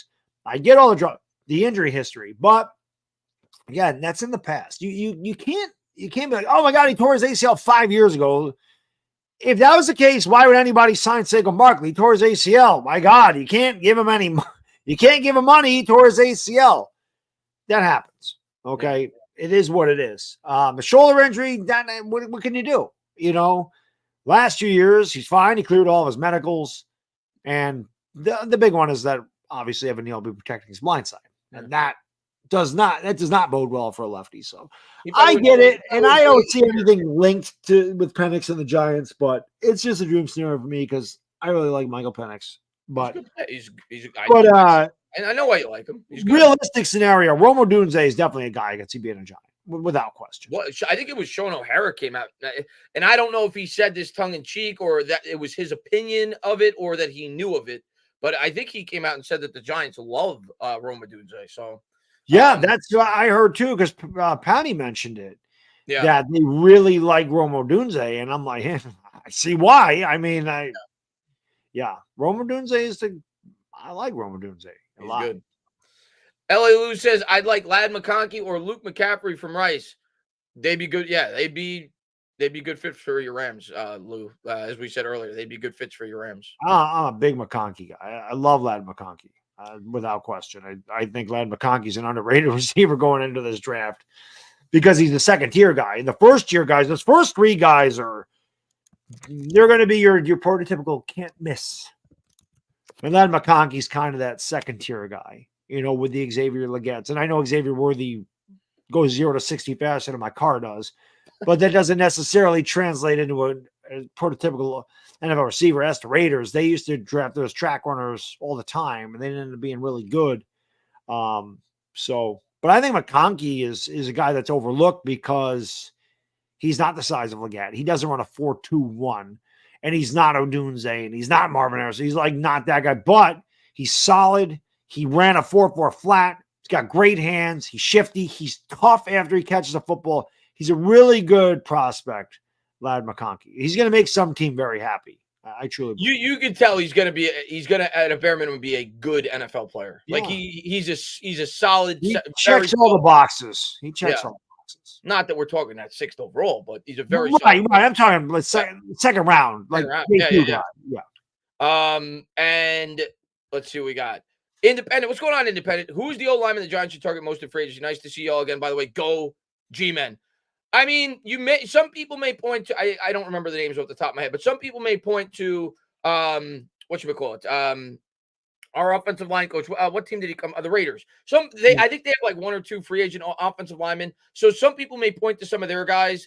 It makes sense. Obviously, they're familiar playing with the offensive line coach. But for me, the guy, I think most Giant fans are in agreement. If you're going for the high end guys, you're looking at a guy like Robert Hunt. You're looking at Onwenu, however you pronounce it, the guy from the Patriots. I prefer him. He's 26 with guard tackle versatility. But if you're looking at the top of the market, that's probably what you're looking at. But I wouldn't be stunned if they bring in a former Raider as well, because obviously that's where our offensive line familiarity.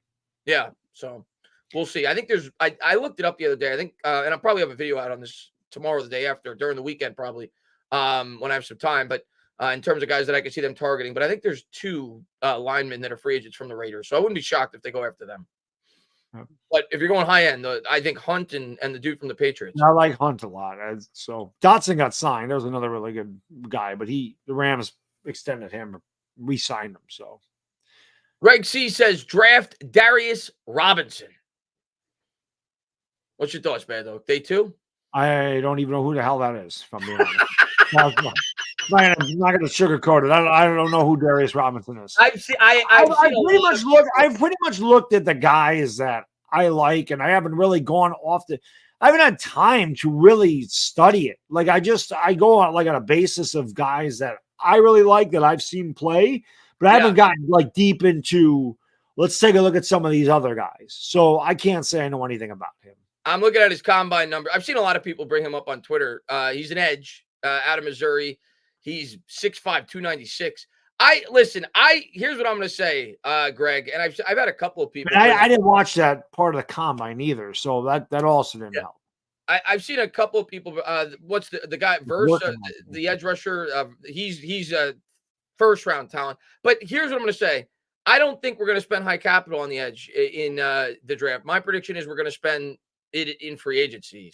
So we'll see. But if we don't address it in free agency, we certainly could spend high capital on that position in the draft. And I wouldn't rule it out either way, even if we spent in free agency. But I tend to think we're going to go offensive line, wide receiver, potentially quarterback early in this draft. That's what I'm predicting right now.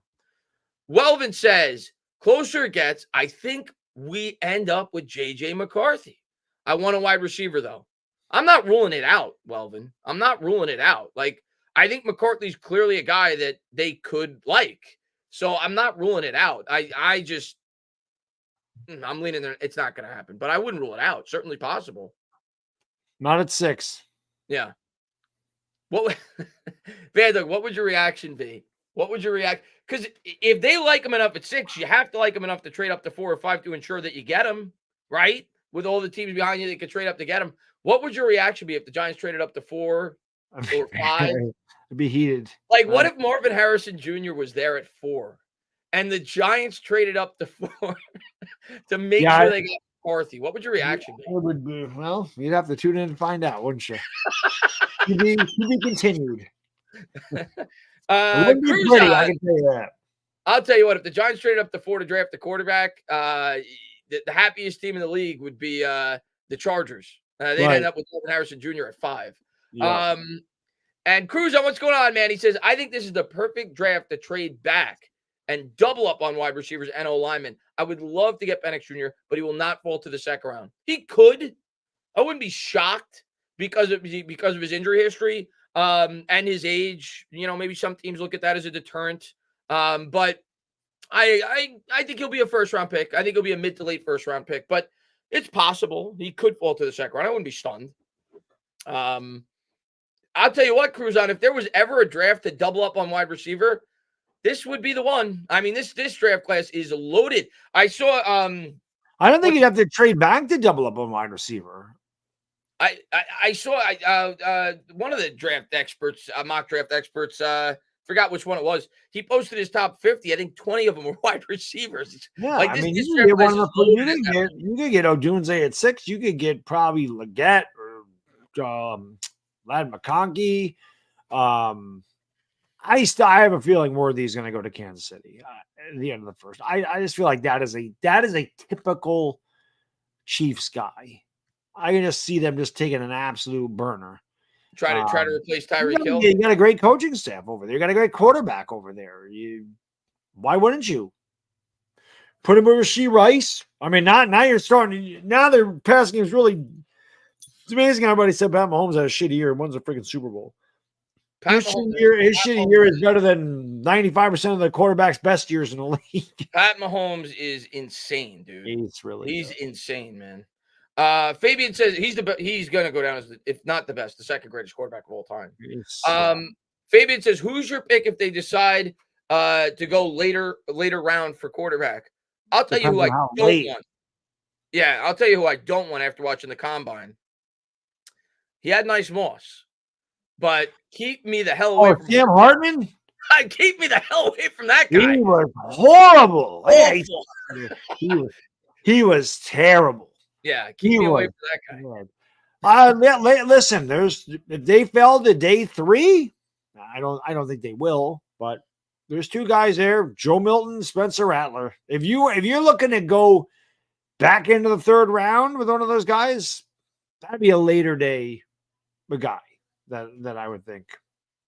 Well, I'll tell you, the guy from Kentucky, I can't remember his name. He wasn't bad. I can't remember his name either. They have also have a running back there, Ray Davis. I think could be a good the quarterback from day Kentucky 3 was guy. like a interesting day 3 quarterback prospect, but not Hartman. Tracy Dre says, what player do the Giants need to draft at 6 to warrant a Daniel Jones draft day reaction or a similar type rage? McCarthy would be up there for me. I wouldn't be happy with that one. I'll never react like that. That I did at Daniel Jones. That'll never happen again. But if they drafted McCarthy at 6, I ain't gonna be happy about it. I can tell you. I don't think Bo Nix would probably send me off the deep end though. Bo Nix would probably do it for me. I don't know they drafted Bo Nix at 6 Daniel Jones level, but it would be close. It will not be Daniel Jones level, but I would not be happy. And I know some Giants fans would be. Brock Bowers? I would not be happy with Brock Bowers. Yeah, I wouldn't be either. I would not be happy with Brock Bowers. But listen, I get it. People say, well, he's a weapon. I get it. I just feel that is. Oh, Roma Dunze. Yeah, I don't know, man. I would not be happy with Brock Bowers at 6. No. Court says if the Bears don't trade out at number 1, then before the draft even starts, they need to get rid of Fields. Call up Caleb, and after the draft show officially starts, have Goodell come up within 10 seconds and not waste our time. They don't need to get rid of Fields. I mean, they can keep Fields. They don't have to get rid of him. Fields can start the year. They need to get rid of Fields. Call up Caleb, and after the draft show officially starts, have Goodell come up within 10 seconds and not waste our time. They would already talk to Caleb. Like these guys already know. They know before they're selected. Like you see the war room. They talk to him. Hey, we're going to pick you at number 10. Yeah. Joe's going to be on the phone with Roma. Hey, Rome, if you're there at 6, we're going to take you. That's going to happen like at pick 4. Rome, if you're there, they're already going to have these discussions. Saquon Barkley knew he was going before the draft started. Well, that's because Dave Gettleman told everybody. Of course. Everybody knew Saquon was going second. Might as well have showed at the draft board in 2018. This is the blueprint, guys. Right. Remember, I said Joe Shane. Didn't he have like a Giants hoodie on or something like 3 days before the draft? Joe Shane has a good poker face. Like Joe Shane, he plays poker. Dave Gettleman flips the freaking cards over before the hand is over. Before all the money's, he just throws his hand down. There you go. That's who you're playing against. Oh shit. Well, I think I'm going to bet. Come on. That's what he did. But Corp, I mean, listen, I think we all know Caleb's going 1. It feels like the Andrew Luck draft. Like, even like Jameis Winston. Caleb's going number 1. Kyler Murray draft, same thing. You knew Kyler was going number 1. Yeah.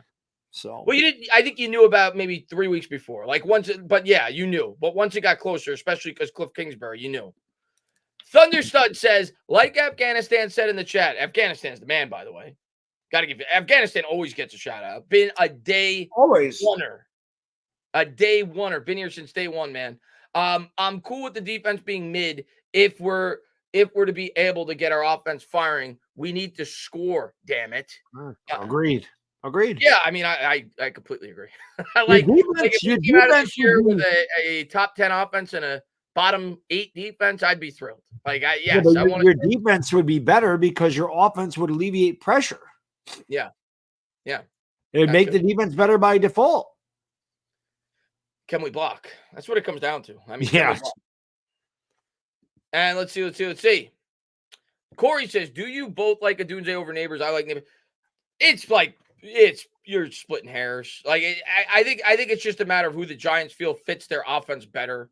They're both projected to be number 1 wide receivers in the NFL. It comes down to who fits your offense better. I think that's the guy that they would choose. But they're both great. They're both great. I prefer Odunze, but if Odunze's there and they take Neighbors, I'm going to be fine with it. I'm not gonna have a fit. Not just because I prefer Odunze, but I like them both. And I think that those are one of those 2 guys who I think that gut feeling the Giants are coming out with one of those 2 guys at 6. I think that would be probably the betting favorite right now if I had to guess, but we'll see. Cressley says Neighbors and Adunze over JJ at number 6, but Neighbors over Adunze.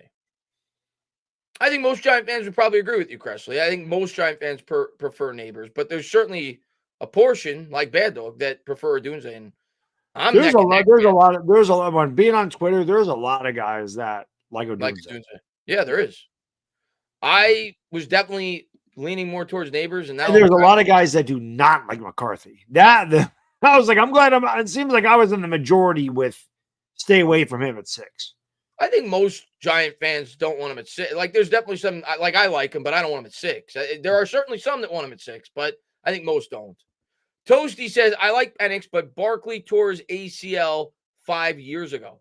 Hasn't been healthy since, but you could just move AT to the left tackle if you mean to the right tackle, I think you meant to say. If you draft him. You could, but then you're asking AT to play a different position that he's played since he's been in the league. Not to say he wouldn't be successful, he probably would be, but um, I don't know. I'm not a fan of that. But if you have to do it, you have to do it. Well, the one thing I'll say about that, Toasty, is Barkley's a running back. Quarterback's job isn't to run. Penix has never been much of a runner anyway. He's like people are like, oh, he's immobile. That's BS. He's not immobile. If you watch him play, he's not Justin Fields. He's not going to run a 4.3 40. He's not Lamar Jackson. He's not one of those guys, but he's elusive in the pocket. He's tough to sack. He gets rid of the ball quick, and he has one of the strongest arms you're ever going to see. So his torn ACL 5 years ago, I don't think it affects the quarterback as much as it would a running back because their job is literally to run. The quarterback's job is to throw. So, Yeah. I think he had a shoulder injury. It was a non-throwing shoulder injury, so it didn't really matter. But I think if like he had a left shoulder problem and he couldn't throw the way he used to, then you got a problem. But a torn ACL, I mean, Brady tore his ACL too. Yeah. What did that matter? Yeah. Well, I agree. A running back, it's much more debilitating than for a quarterback. I agree with that for sure. But I personally do think it's somewhat alarming, his injury history. But I agree with you that it's not like he can't recover from an ACL. Toasty says, I like May because he's been working with Eli. I just like May because I think he's got a super high ceiling. But yeah, I guess it's a. I don't know. Daniel Jones worked with that whole group. Yeah, he worked with Eli the same. You can work with whoever you'd like. At the end of the day, Eli can't make you process. He can't make you pre-read the defense. He can't make you change the blocking schemes. He can't make you audible. He can't make you throw the ball accurately. He can't speed up your processing. He can't speed up indecisiveness. Like they can work on mechanics. Yeah. But they can't change you mentally, which has always been my thing about Daniel Jones. And in 2022, I thought, oh my God, they actually did find a way to fix that. And then I went right into the hopper the next year because I feel like teams adjusted and said, okay, now we see what they did for Daniel Jones. Now let's just play within a 8-yard box because we know he ain't throwing the ball deep. Yeah. Let's make him make tight window throws for 3 yards. It drive me crazy. These high risk, low reward passes. My quarterback's going to. I would rather have a guy like Jameis Winston who just says, F it, throwing the ball 40 yards out of it. If it's picked off, it's like a punt. Well, I don't want my quarterback turning the ball over 28 times, but I'd much rather take a shot and have it picked up that way than throw it into a crowd because even if the guy catches it and it's 2nd and 7, what the hell was the point of that play? Yeah. So that's what's driven me crazy about the Giants for years, is those passes. Oh, double coverage, 3 yards. I'm trying to squeeze that one in there. It's high risk, low reward. Yeah, I don't like it. Connor says, Neighbors, Fisk, Theo Johnson, and Rattler. I'll say one thing. I've watched Fisk. I've seen a few highlights of him. He's a defensive tackle. He's ferocious. I've seen some highlights of him. He's a fun guy to watch. I think we all like Neighbors. I think most Giant fans would like Rattler, high upside quarterback in the 3rd round. I just don't think I don't think he's going to get there. I think Rattler's going to go in the 2nd round. I don't know if it'll be early 2nd, but I think he's going to go in the 2nd round. He's going to be. I feel like he's going to be the surprise. There's always a guy that goes earlier than you think he's going to go. I kind of feel like Rattler's that guy. I feel like Rattler's a sleeper. Yeah, you could say I could see it. I mean, he was a highly thought of prospect coming in to college, so he could certainly. He was the year that Caleb Williams took over for him. He was like a Heisman favorite People thought he was going to be the number 1 pick in the draft. that year. You He was know, a so Heisman favorite, and he didn't really have a good year. And then he was really struggling against Texas, and they just said that you're done. Then Caleb Williams came in there, took over, and they won the game. They came back. I forgot they were down 21 points. He came back and won, and then the rest was history. Rattler never got his job back and transferred to South Carolina. But I think Rattler is a guy that is going to be overlooked. I mean, by a lot of people, but I feel like a team is going to snatch him up earlier than people think.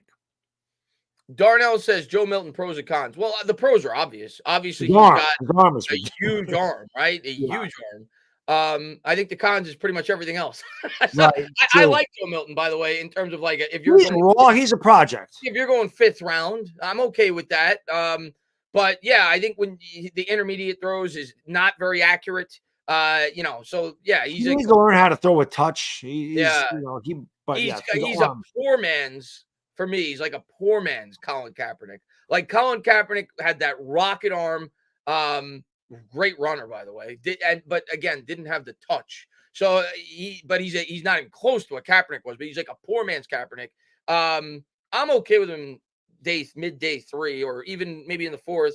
But do I think he's gonna be a starting quarterback? Probably not. But yeah, the pro is obviously his arm, and if a team feels like maybe they can morph him into something, they'll take a shot. But I remember watching him when 2 years ago when what's his name got hurt, the guy that the Lions drafted, the quarterback last year from Tennessee. What's his name? Hendon Hooker. Hendon Hooker. He played that year, and I remember actually I watched the play before we did a stream that night and being like, wow, that guy had he's got a big arm. I was impressed with his arm strength, but yeah, it's everything else, man. His accuracy, he's a complete project. Samurai says, what's up, Chris and the Bad Diggity Dizzle? Think it's possible we could sign Trey White since Buffalo cut him. Possible, obviously ties there to Shane. And maybe work at also Poyer was cut too, and we potentially could be looking for a safety and maybe work out a new contract with him. I think he could help Banks out huge. Possible. I think we definitely need a veteran corner for sure. Will it be him? I don't know. Another name I'll throw in there that I haven't seen a lot of people say if they want to go more affordable at the edge. AJ Epinesa, I think, could make sense. Former Buffalo Bill. Shane was part of the draft process there. All accounts is that he's going to leave Buffalo. He's going to be in that mid-tier range, maybe $5 to $8 million a year. I think he could make sense. We love all the guys in Buffalo. Let's just get Josh Allen and be done with it. Yeah, let's get Josh. Get him. What are we doing? Come on, Joe, pick up the phone. Chris Calais said, what's up, Chris? Good to see you, man. Do you guys think they'll draft their 3-4 edge rusher in this draft? Kayvon may be more suited for outside linebacker. Don't know. The one thing I'm excited to see with Kayvon this year, Chris, I don't want to see him dropping back in coverage nearly as much as he was under Wink Martindale. We drafted that guy to get after the quarterback. Right. Use him that way, right? Use him almost exclusively as a rusher. That's what I want to see. And I think this scheme is going to fit Kayvon a lot better than Wink Martindale's scheme fit him. Even though he had good sack numbers last year, I think this is going to be a good fit for Kayvon because it seems like our new DC is going to be a guy that relies on really the front four. They're not going to blitz a lot. They only blitzed 22% of the time last year, which was among the lowest in the NFL. They're going to rely on that front four. So I'm excited to see what they could do with Kayvon this year in this defense. I don't think the Wink system was a good fit for him specifically. Not knocking Wink. It was a good fit for other players. I don't think it was a good fit for him. I also think they're going to address this in free agency. No, I really do. But I've talked about a guy. I don't think they're going to take an edge rusher in round 1, but I really do like Braylon Trice in round 2. From Washington. I think Braylon Trice is a dog. So he was a Husky, so I mean it's close. But I really like Braylon Trice. We'll see what they do. Yeah. We got a lot of holes, Chris. You know that. We got a lot of holes. We got more holes than Swiss cheese. We really do. So you might as well listen. It might be BPA at every one of these positions, at every one of these picks for the Giants. Yeah. We'll see. I think it will be. LA says my wish for the Rams is to take quarterback Michael Pratt. I've seen a lot of people talk about him as well as like a early day 3, late day 2 guy, probably day 3 guy for the Giants that they could look at quarterback. Of Tulane. with one of our third-round picks, number 83 or 100, 6'3", 220, accurate and good in the pocket. Yeah, I've seen some people saying good things about him. I haven't gotten a chance to see him, but I have seen some people give him good write-ups as a potential, maybe early day 3 prospect. Let's see. Could make sense for you guys. You got, obviously, Stafford. He's getting up there. Connor says, if the New York Giants can't get a top 3 quarterback via trade up, O-line and edge in free agency, cheap running back, safety, cornerback, basically what we've said. I think that aligns with our, objective. Neighbors or Dunze in the first. Fisk. People like Fisk, man. I think you were the one that's I've heard of Theo Johnson, haven't seen him out of Penn State, but you want the tight end, Rattler or Milton, quarterback.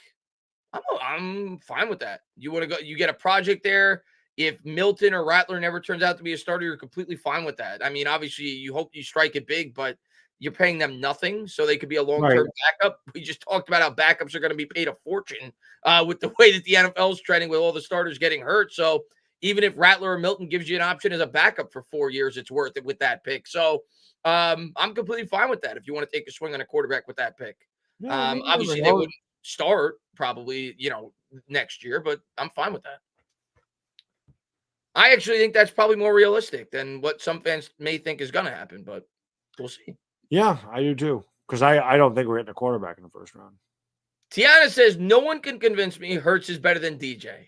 Love it, Tiana. Love you. Love it. Why isn't Philly in a hurry to get rid of him? Well, I'll tell you why they're not in a hurry to get rid of him. Because they win. Well, that. And if they wanted to get rid of him, they couldn't. They backloaded the hell out of that contract. Like, that contract's backloaded to hell, so they're not getting rid of him. They fully committed to that guy for the next 7 years. But they win. And they win. If Daniel Jones put up the stats he put up, but the Giants were going to the Super Bowl and, then won 11 games the next year, I don't think people be like, we got to get rid of Daniel Jones. I think and Hurts is healthy. Like, Hurts doesn't get hurt. He doesn't get hurts. He don't get hurt. He plays. And his body takes a beating with that push, 14 rushing touchdowns. Listen, I am not a hurt. I don't like Jalen Hurts. I mean, I like him, but I hate that he's out in Philadelphia. I don't think he's like ultra talented. I think that he does succeed because he's got a great team around him. Now, as his contract starts to hit the way it's going to, and they lose players, they lost Jason Kelce already, and that line is getting older. We'll see what he does. But to me, that's why. Daniel Jones has done nothing outside of 1 year, but he's been hurt every year. At some point or another, he's had 2 neck injuries and a torn ACL. These are not the scratch. You know what I mean? These are serious injuries, and we haven't won. We haven't won with them. And Jalen Hurts, like it or not, can actually throw the ball deep, and they actually do extend plays. It helps that he has A.J. Brown. It helps that he has Devontae Smith. It helps that he has a great line. Those help him. But to me, the biggest thing with Daniel Jones right now is his injuries. Those are serious injuries. Yeah. And his best weapon is his mobility in his legs. And now he's coming off a torn ACL. So how much does that hamper his ability to run? We've already talked about how we saw Saquon Barkley take a massive step. He's not the same guy, lost the explosiveness. Not that Daniel Jones ever had explosiveness, but how many design plays you're going to run for your quarterback that's coming off a torn ACL? Yeah. You don't want Daniel Jones to be one-dimensional because God almighty, he'll really get destroyed because he can't move through he can't go through his progressions fast enough. Yeah. So I think that's why. And 2 years ago, I would have said the same thing. I would have said, what the hell? And I did.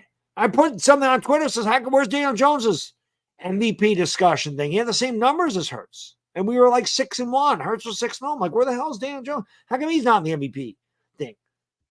Hurts only threw 22 touchdowns this year. He's second in MVP with a much better team. But I think the injury thing and the fact that we don't win, I think that's why. I mean, listen, I can't take that away from Hurts. He's won. He hasn't won a Super Bowl. That's the whole thing. He has a phenomenal team around him, but he's played well. I'm not gonna take that away from him. Am I happy as a Giants fan that they gave him the contract that they did? I am. Call me crazy if you think I'm wrong, but I am happy they gave him that contract. But I don't think they win a Super Bowl with him. I don't think he's a Super Bowl winning quarterback. And I've said a number of times, if you switched them around, Jalen Hurts would suck here. Jalen Hurts would not be good here. He would be Daniel Jones here. Because much like Daniel Jones, I feel like Jalen Hurts needs everything good around him to be successful. And he has it there in Philadelphia. And Daniel Jones has never had it here with the Giants. It's not. Daniel Jones will be You're not successful lying someplace else. in terms of what they've had. There's no lies told there. Daniel Jones and the Giants, I've said this before. The analogy is they're like a bad marriage. You're staying together for the kids. But when kids see toxicity, the kids are going to be jaded as well. So sometimes it's better to just go your separate ways and, deal with it for a little bit instead of raising them in that environment. And that's kind of what the fans are getting. Like the fans are getting raised in the environment of constantly, I love Daniel Jones, I hate Daniel Jones, and this is just all it is. They want hope. They want change. I get it. That's what it's, and I can't blame them. Toasty says, I reference Barkley because injuries stick. No, I think we got what you referenced Barkley, but I think Baddog made a good point that it's an ACL injury is much more a much bigger negative for a running back than it is a quarterback because all the cuts you have to make on running back. Yeah. But I get what you were trying to say for sure. Hunter, man, thank you for being a member. He says, bringing a vet cornerback is more likely for us to invest in. Heard something credible about trading for Snead. I don't know if we'll trade for Snead, but I definitely think that's possible because that's what they've said, that the Chiefs may look to trade him because apparently, he's looking for a contract and the Chiefs, I guess, don't want to give it to him for, I guess because of all the other needs they have on their roster. But listen, he's damn good. Wouldn't be upset at all if the Giants went and did that, depending on what the price would be. Ratty, man, what's going on, man? Thanks for popping in. He says, keep believing Big Blue. I grew up knowing AB44 in Bluefield, Virginia, and got to go to games during the 2 Super Bowl runs. Is it weird? I can't handle moving on from DJ and Saquon to God. I can't handle it. I don't think it's weird. You're a fan. You fall in love with the players on your team. You're a Giants fan. I don't think it's weird. I root for the team. Obviously, while they're Giants, I love them to death. But if they end up replacing Daniel Jones, I'll love the next quarterback to death. And I'll love the next running back to death. That's just the way that I look at it. I love both those guys. They're Giants, and I wish them nothing but the best if they move on and play elsewhere. But I could certainly handle it, especially with Jones, just because of the injuries, that alone. And obviously, he didn't take a step last year in the limited sample size that we saw, albeit with, not a lot of help. But I think fans grow weary of that, excuse, especially after he got paid. So, I love him, but I could certainly deal with a fresh start. I'll say that. I say this all the time. I watched Lawrence Taylor retire. If I can get over Lawrence Taylor leaving the Giants, I'm not going to get attached to anybody like that. So I literally watched the best players in Giants history play for this team, right? At the most important positions, quarterback and Eli Manning, linebacker, Lawrence, the best linebacker ever, right? Best defensive player ever, not just with the Giants, ever. Michael Strahan, best defensive end we ever had. Amani Toomer, probably the best wide receiver we ever had, right? I don't know who was better than Amani Toomer. Who was better? You want to say Odell Beckham? Regardless, I saw him play. It depends on what your definition of He's better. the most talented, yeah, Beckham. But I think Toomer's probably the best overall receiver we've ever had, right? Yeah. So Tiki Barber is the best running back we've ever had on this team. So I've literally seen like the best players go through this, the best coaches, Bill Parcells, right? Tom Coughlin. I don't get it. I don't get hooked on players. I guess I'm just too old to care. Like I said, like the Barkley thing, like I said on Twitter, when they said, oh, there's talks with him in Philadelphia. I don't even, if he goes to Philadelphia, I don't care. It won't even bother me. Like I really don't care. I root for laundry. I root for the name on the front, not the back. Guys do come and go, but that Giants logo, that Giants uniform, that's always the same. Thousands of guys have went through this organization since I started watching it. And no matter who's wearing that jersey, I'm going to continue to watch them every week, like I've done for 40 years. So I guess for me, it's easier to get over. I don't want to lose Saquon Barkley. So I don't want to lose Xavier McKinney. Those are my favorite guys, but I understand it's part of it. You can't keep everybody. And at the end of the day, why would you want to keep everybody when they haven't won? Yeah. That's why I think I'm okay with letting the guys walk away. They're great guys. They're easy guys to root for. I would in a way feel happy, probably for both of them. Like if Jones got to go to a better situation and he could be It'd be better successful. for him. I can tell And the you same that. thing for Saquon Barkley. Like if Barkley gets put in an ideal situation. So, I just we'll see what happens. But I don't, especially Barkley at this point, he clearly doesn't, fit the timeline of the team because of his age and the position he plays. So I'd be very surprised if he's back unless his market completely collapses. Connor says, which two linemen and which edge do we get in free? I don't know if we'll get two. We might. I don't know if we'll get two, though. If you're talking starters, I don't know if we'll get two.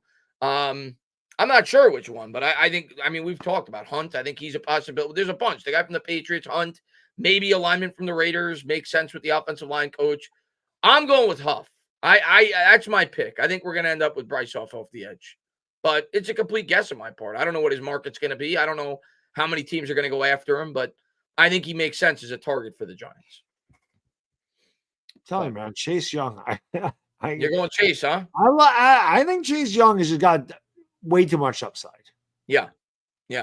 And I think he'd be cheaper. He's not going to be cheap, but he's not going to be a top end defensive end. He's not going to be a top end edge rusher. That's the Raiders lineman, by the way. I've seen a lot of people mention him. There you go. I could see that. But go ahead, Bitter. I didn't mean to cut you off. No, I'm just saying. I feel like Chase Young still has a bunch of upside. And, he's, I don't think he's going to cost a ton of money. I know you're not going to have to break the bank for Chase Young. And I still think that you could get him on a 2-year, 3-year deal relatively cheaper, like middle of the road type of thing. You didn't kill it with the Niners. And if you couldn't kill it there, his market's not going to be considerably high, I wouldn't think. Yeah, I agree, but I also think it's difficult to kind of switch teams in the middle of the year. You got to get used to your teammates, got to get used to the scheme. I'm not making excuses for him. He did have 5 sacks in Washington in half a year. So again, he's not going to command a price tag like Josh Allen would have. But that's why I'm like, if it's cost effective to take a shot at Chase Young where you're not giving him a lot of money in a lot of years, it might not be a bad idea to try to bring him in here for a couple of years. And if he flourishes, then you can extend him. And if he sucks, you walk away. So that's kind of where I'm not giving Chase Young 4 years, $64 million. But if you could get him in here, like 3 years, $42 million, and you front load the contract so you can get out after 2 if it's bad, I don't think that's a bad idea. We'll see. We'll see what his market is.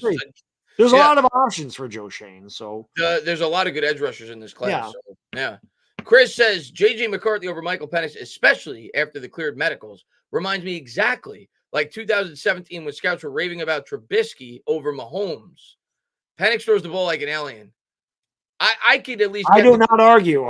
I could get the Trubisky point of view with JJ, even though I like JJ obviously more than you, Chris. But you can't compare Penix to Mahomes.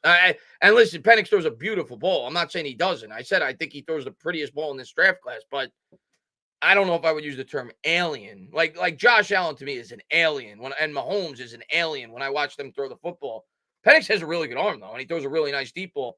And I always say, I said at the Baddog when we talk about him in season, the thing that really stands out to me with Penix is just the how quick he gets the ball from hash to hash, because they throw so many quick outs in that Washington offense.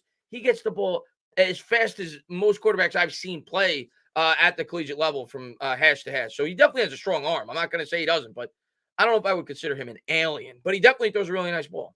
He also has a very quick release, which tells you all you need to know. That's why he didn't get sacked so much. That's the reason Marino never got sacked either. It's not because the line was great, and it's not like Marino could run. I'm not saying Penix is Marino, but when you have I think that sometimes the fans, and our offensive line sucks, so don't get it twisted, but I think the correlation between, it's not always the line's fault. If you have a quarterback that gets rid of the ball quickly, it's tougher to sack him no matter how quick, no matter how bad the line is. And you need to look no further than Houston and see what CJ Stroud did. That offensive line was not great. It was like one of the worst in the league. That team was 3-13-1 the year before. Tank Dell is a nobody. Nico Collins, nobody heard of these guys until CJ Stroud got there. Yeah. So, again, they help one another. If you have a quarterback that can make quick decisions and get rid of the ball quickly, it's going to alleviate a pass rush, as opposed to you have a guy that's standing back there and either is indecisive or doesn't go through the reads quick enough or doesn't come off his first read, he's going to have a tendency to get sacked. Yeah. You know? Connor says exit 26 leaving is good because positional money allocation. I can't disagree with that. I mean, I don't want to use the term good for McKinney. I would like him back. And I would be willing to give him a good amount of money. Like I would be willing to go 4 years, 68. Like that's $17 million a year. I just don't think I'd be willing to go upwards of 20, 19, 20. And I could see a team doing that. And I just don't think the Giants would be willing to do that. But because of his age and the increasing market and the way that you could maneuver cap, I definitely foresee a scenario where the Giants could bring McKinney back if he's in that range. I just don't think they're going to be willing to go to that $20 million range, which is what I think McKinney's going for. And we'll see if he gets it. Maybe he doesn't. Maybe his market's not that high, and maybe the Giants can bring him back at $16 or $17 million a year for 4 years. It's possible. We'll see. I'd like him back, but I just don't think the Giants are going to go as high as another team may. Yeah, I'll be honest. I love McKinney. I'd rather put the money in the lines. I can't blame you. Yeah, I can't blame you. I mean, I agree in terms of the way I'd want to build the team. Gavin says running backs have been devalued in today's NFL. It's a fool's errand to invest in a running back, but not a running game. Yes, there is a difference. Massive difference. I say that all the time, Gavin. You need a good running game, not a good running back. Yeah. You don't need a great running back. Especially with the quarterbacks. And you say that all the time, too, with the ability for these quarterbacks now to run bad dog, even more so, right? Exactly. It devalues the position even more. Yeah. Jalen Hurts on the 1 yard line is not handing the ball off to Saquon. Like Saquon Barkley could go to Philadelphia. It ain't going to change when you have 4th and 1. You're not giving the ball to Saquon. Might this year because they lost Kelsey. Might this year. True, but they will at least try. Yeah. And if they can't get that to work, and nobody's been able to stop them really, if they can't get that to work, how are they going to turn and hand the ball off and get it to work? Yeah. Yeah. Listen, I agree. I agree with you. I think it's easier the better way to build a team is to manufacture a ground game through the offensive line. That's ideally. Yeah, running back split carries. Like Barkley will never be a 35 carry a game guy anyway. Yeah. So Fabian says, who's your favorite Giants coach and worst?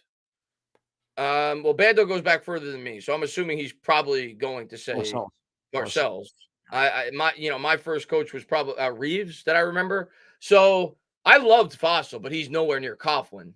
So Coughlin is one for me, and my least favorite that's tough. I'd probably go McAdoo. Just because the way that the way that he treated Eli on the way out, I think to prove his point, how upset he was. I didn't think that was.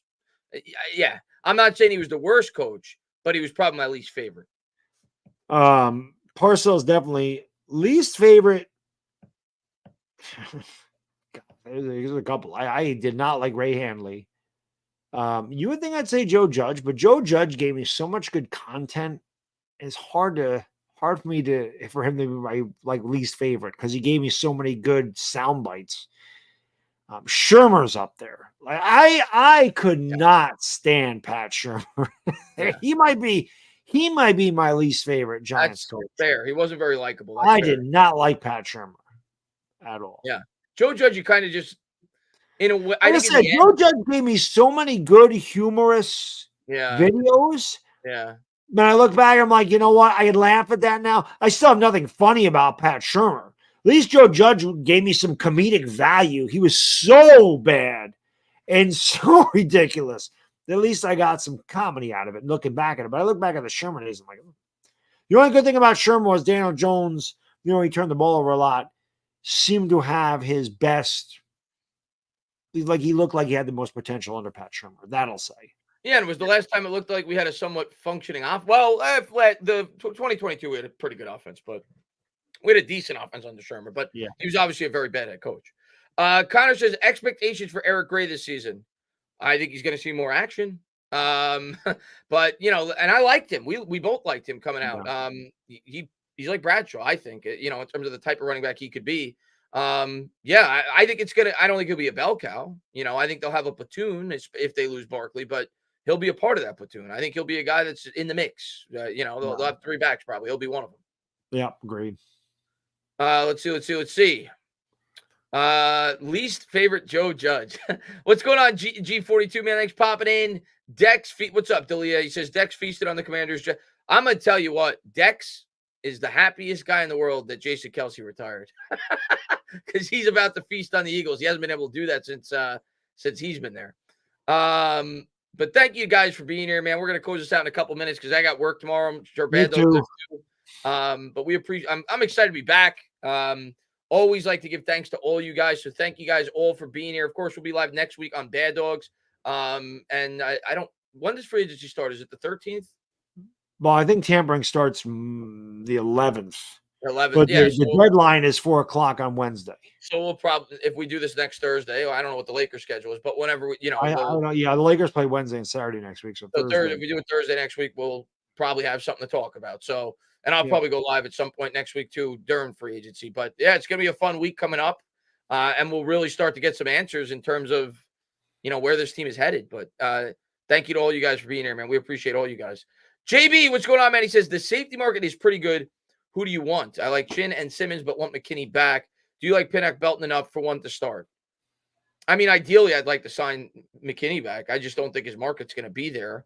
I don't know what safety we're going to bring in. I haven't thought about it, but I do think we'll look to sign one of them if we lose McKinney. But I don't think we're going to spend high there. Because if they were going to spend high at the safety, they would just bring back McKinney. He's familiar with the team. He's young. So they'll probably go for a value guy, maybe, a guy that can maybe compete with those two. But if they don't bring McKinney back, I think those guys are going to get an opportunity to play Pinnock and Belton. You agree? Yeah. You're not gonna trade one high price safety for another one. So yeah, I think if the Giants are going to go top end safety, it's going to be McKinney. So there you go. Monday at noon is the tampering start. So there you go. So that's when we'll start to get. Usually that's when like the high profile guys you start to hear about. So we'll see. So Monday. So we're only 3-4 days away before we start to really get this. Well, by the way, obviously you like Mayfield, and Mayfield had a really good year last year. By the way, I don't think he got enough credit. Mayfield was great last year. And I'm not a huge Mayfield guy, but I tip my cap. He had a really good year last year. What do you think Baker's going to get? Do you think he's going to get like $45 million? He's going to get paid? Because I'm going to tell you, if I'm Mayfield and his agent, I start with the Daniel Jones contract. Yeah, I was going to say I don't think he'll get $45 million. But maybe he will. He might. Yeah, it's I mean, I don't know. It's a good question. He's going to get paid. He's going to get paid. Yeah, I mean, quarterback market's ridiculous. It is possible he gets 4 years, $180 million. It's insane. Quarterback market's insane. We'll see. But guys, man, I appreciate all you guys. You guys are the best. We're going to be live next week on Bad Dogs. I'll be live probably Monday if the tampering's Monday. So I'll probably go live after work, whatever it may be. We'll start to hear some things. Anthony, man, good to see you, man. He says, what's up, Danny and Bad Dog? Enjoy y'all streams. Would it be too much to ask for an all Giants YouTuber stream? We'll do that at some point for sure. We'll have some guys on. Yeah, we try to mix that up every now and again. So for sure, Anthony, man, thanks for being here, man. Afghanistan, have a great night. Blizz fan, have a great night. 2 Giants Scoop Bowls. Go check them out. I've been on their channel. Two good guys. Go check them out. Raphael, be good, man. You guys are the best. Let's go, Giants. Let's get some pieces. Bad Dog, close it out. Yeah, it's good to have this show back. Chris and I have been live since the middle of December, so it's been 3 months. There wasn't a lot to talk about at the end of the year, obviously. So, we took our break off. Something Chris and I will discuss, though. Definitely, I still want to do that baseball show. In summer, like in May, probably June, after the draft is over. Yeah, probably like March 25th, 30th, late March. Late March we'll start. Late May. Yes, late May. What did you say? Late May. Yeah, late March is right around the corner, right? So, but yeah. Well, I was talking about the baseball. The baseball season starts in April, though. Well, I know, but you still got all the football and basketball. Oh, that's true. Good point. It would be tough to do that at that time, and then we'll pick up the baseball. I like that. Like after the NFL draft, baseball we'll have a month in, and we'll be right. I like that idea. So yeah, but definitely appreciate you guys, girls, hanging out, and looking forward to doing this show again. Free agency is next week. The draft obviously is about 6 weeks. There's going to be tons of rumors. There's going to be tons of things. We're going to have a clear picture of what the Giants are going to do in the draft by the time we do this show next week. So Good to have it back. Good to be back with you, Chris. And guys, enjoy the rest of your Thursday and your weekend, and we will see you next time. So for the Entertainment Talking Sports, it's Bad Diggy Dizzle, and we out. Peace. Have a good night, guys.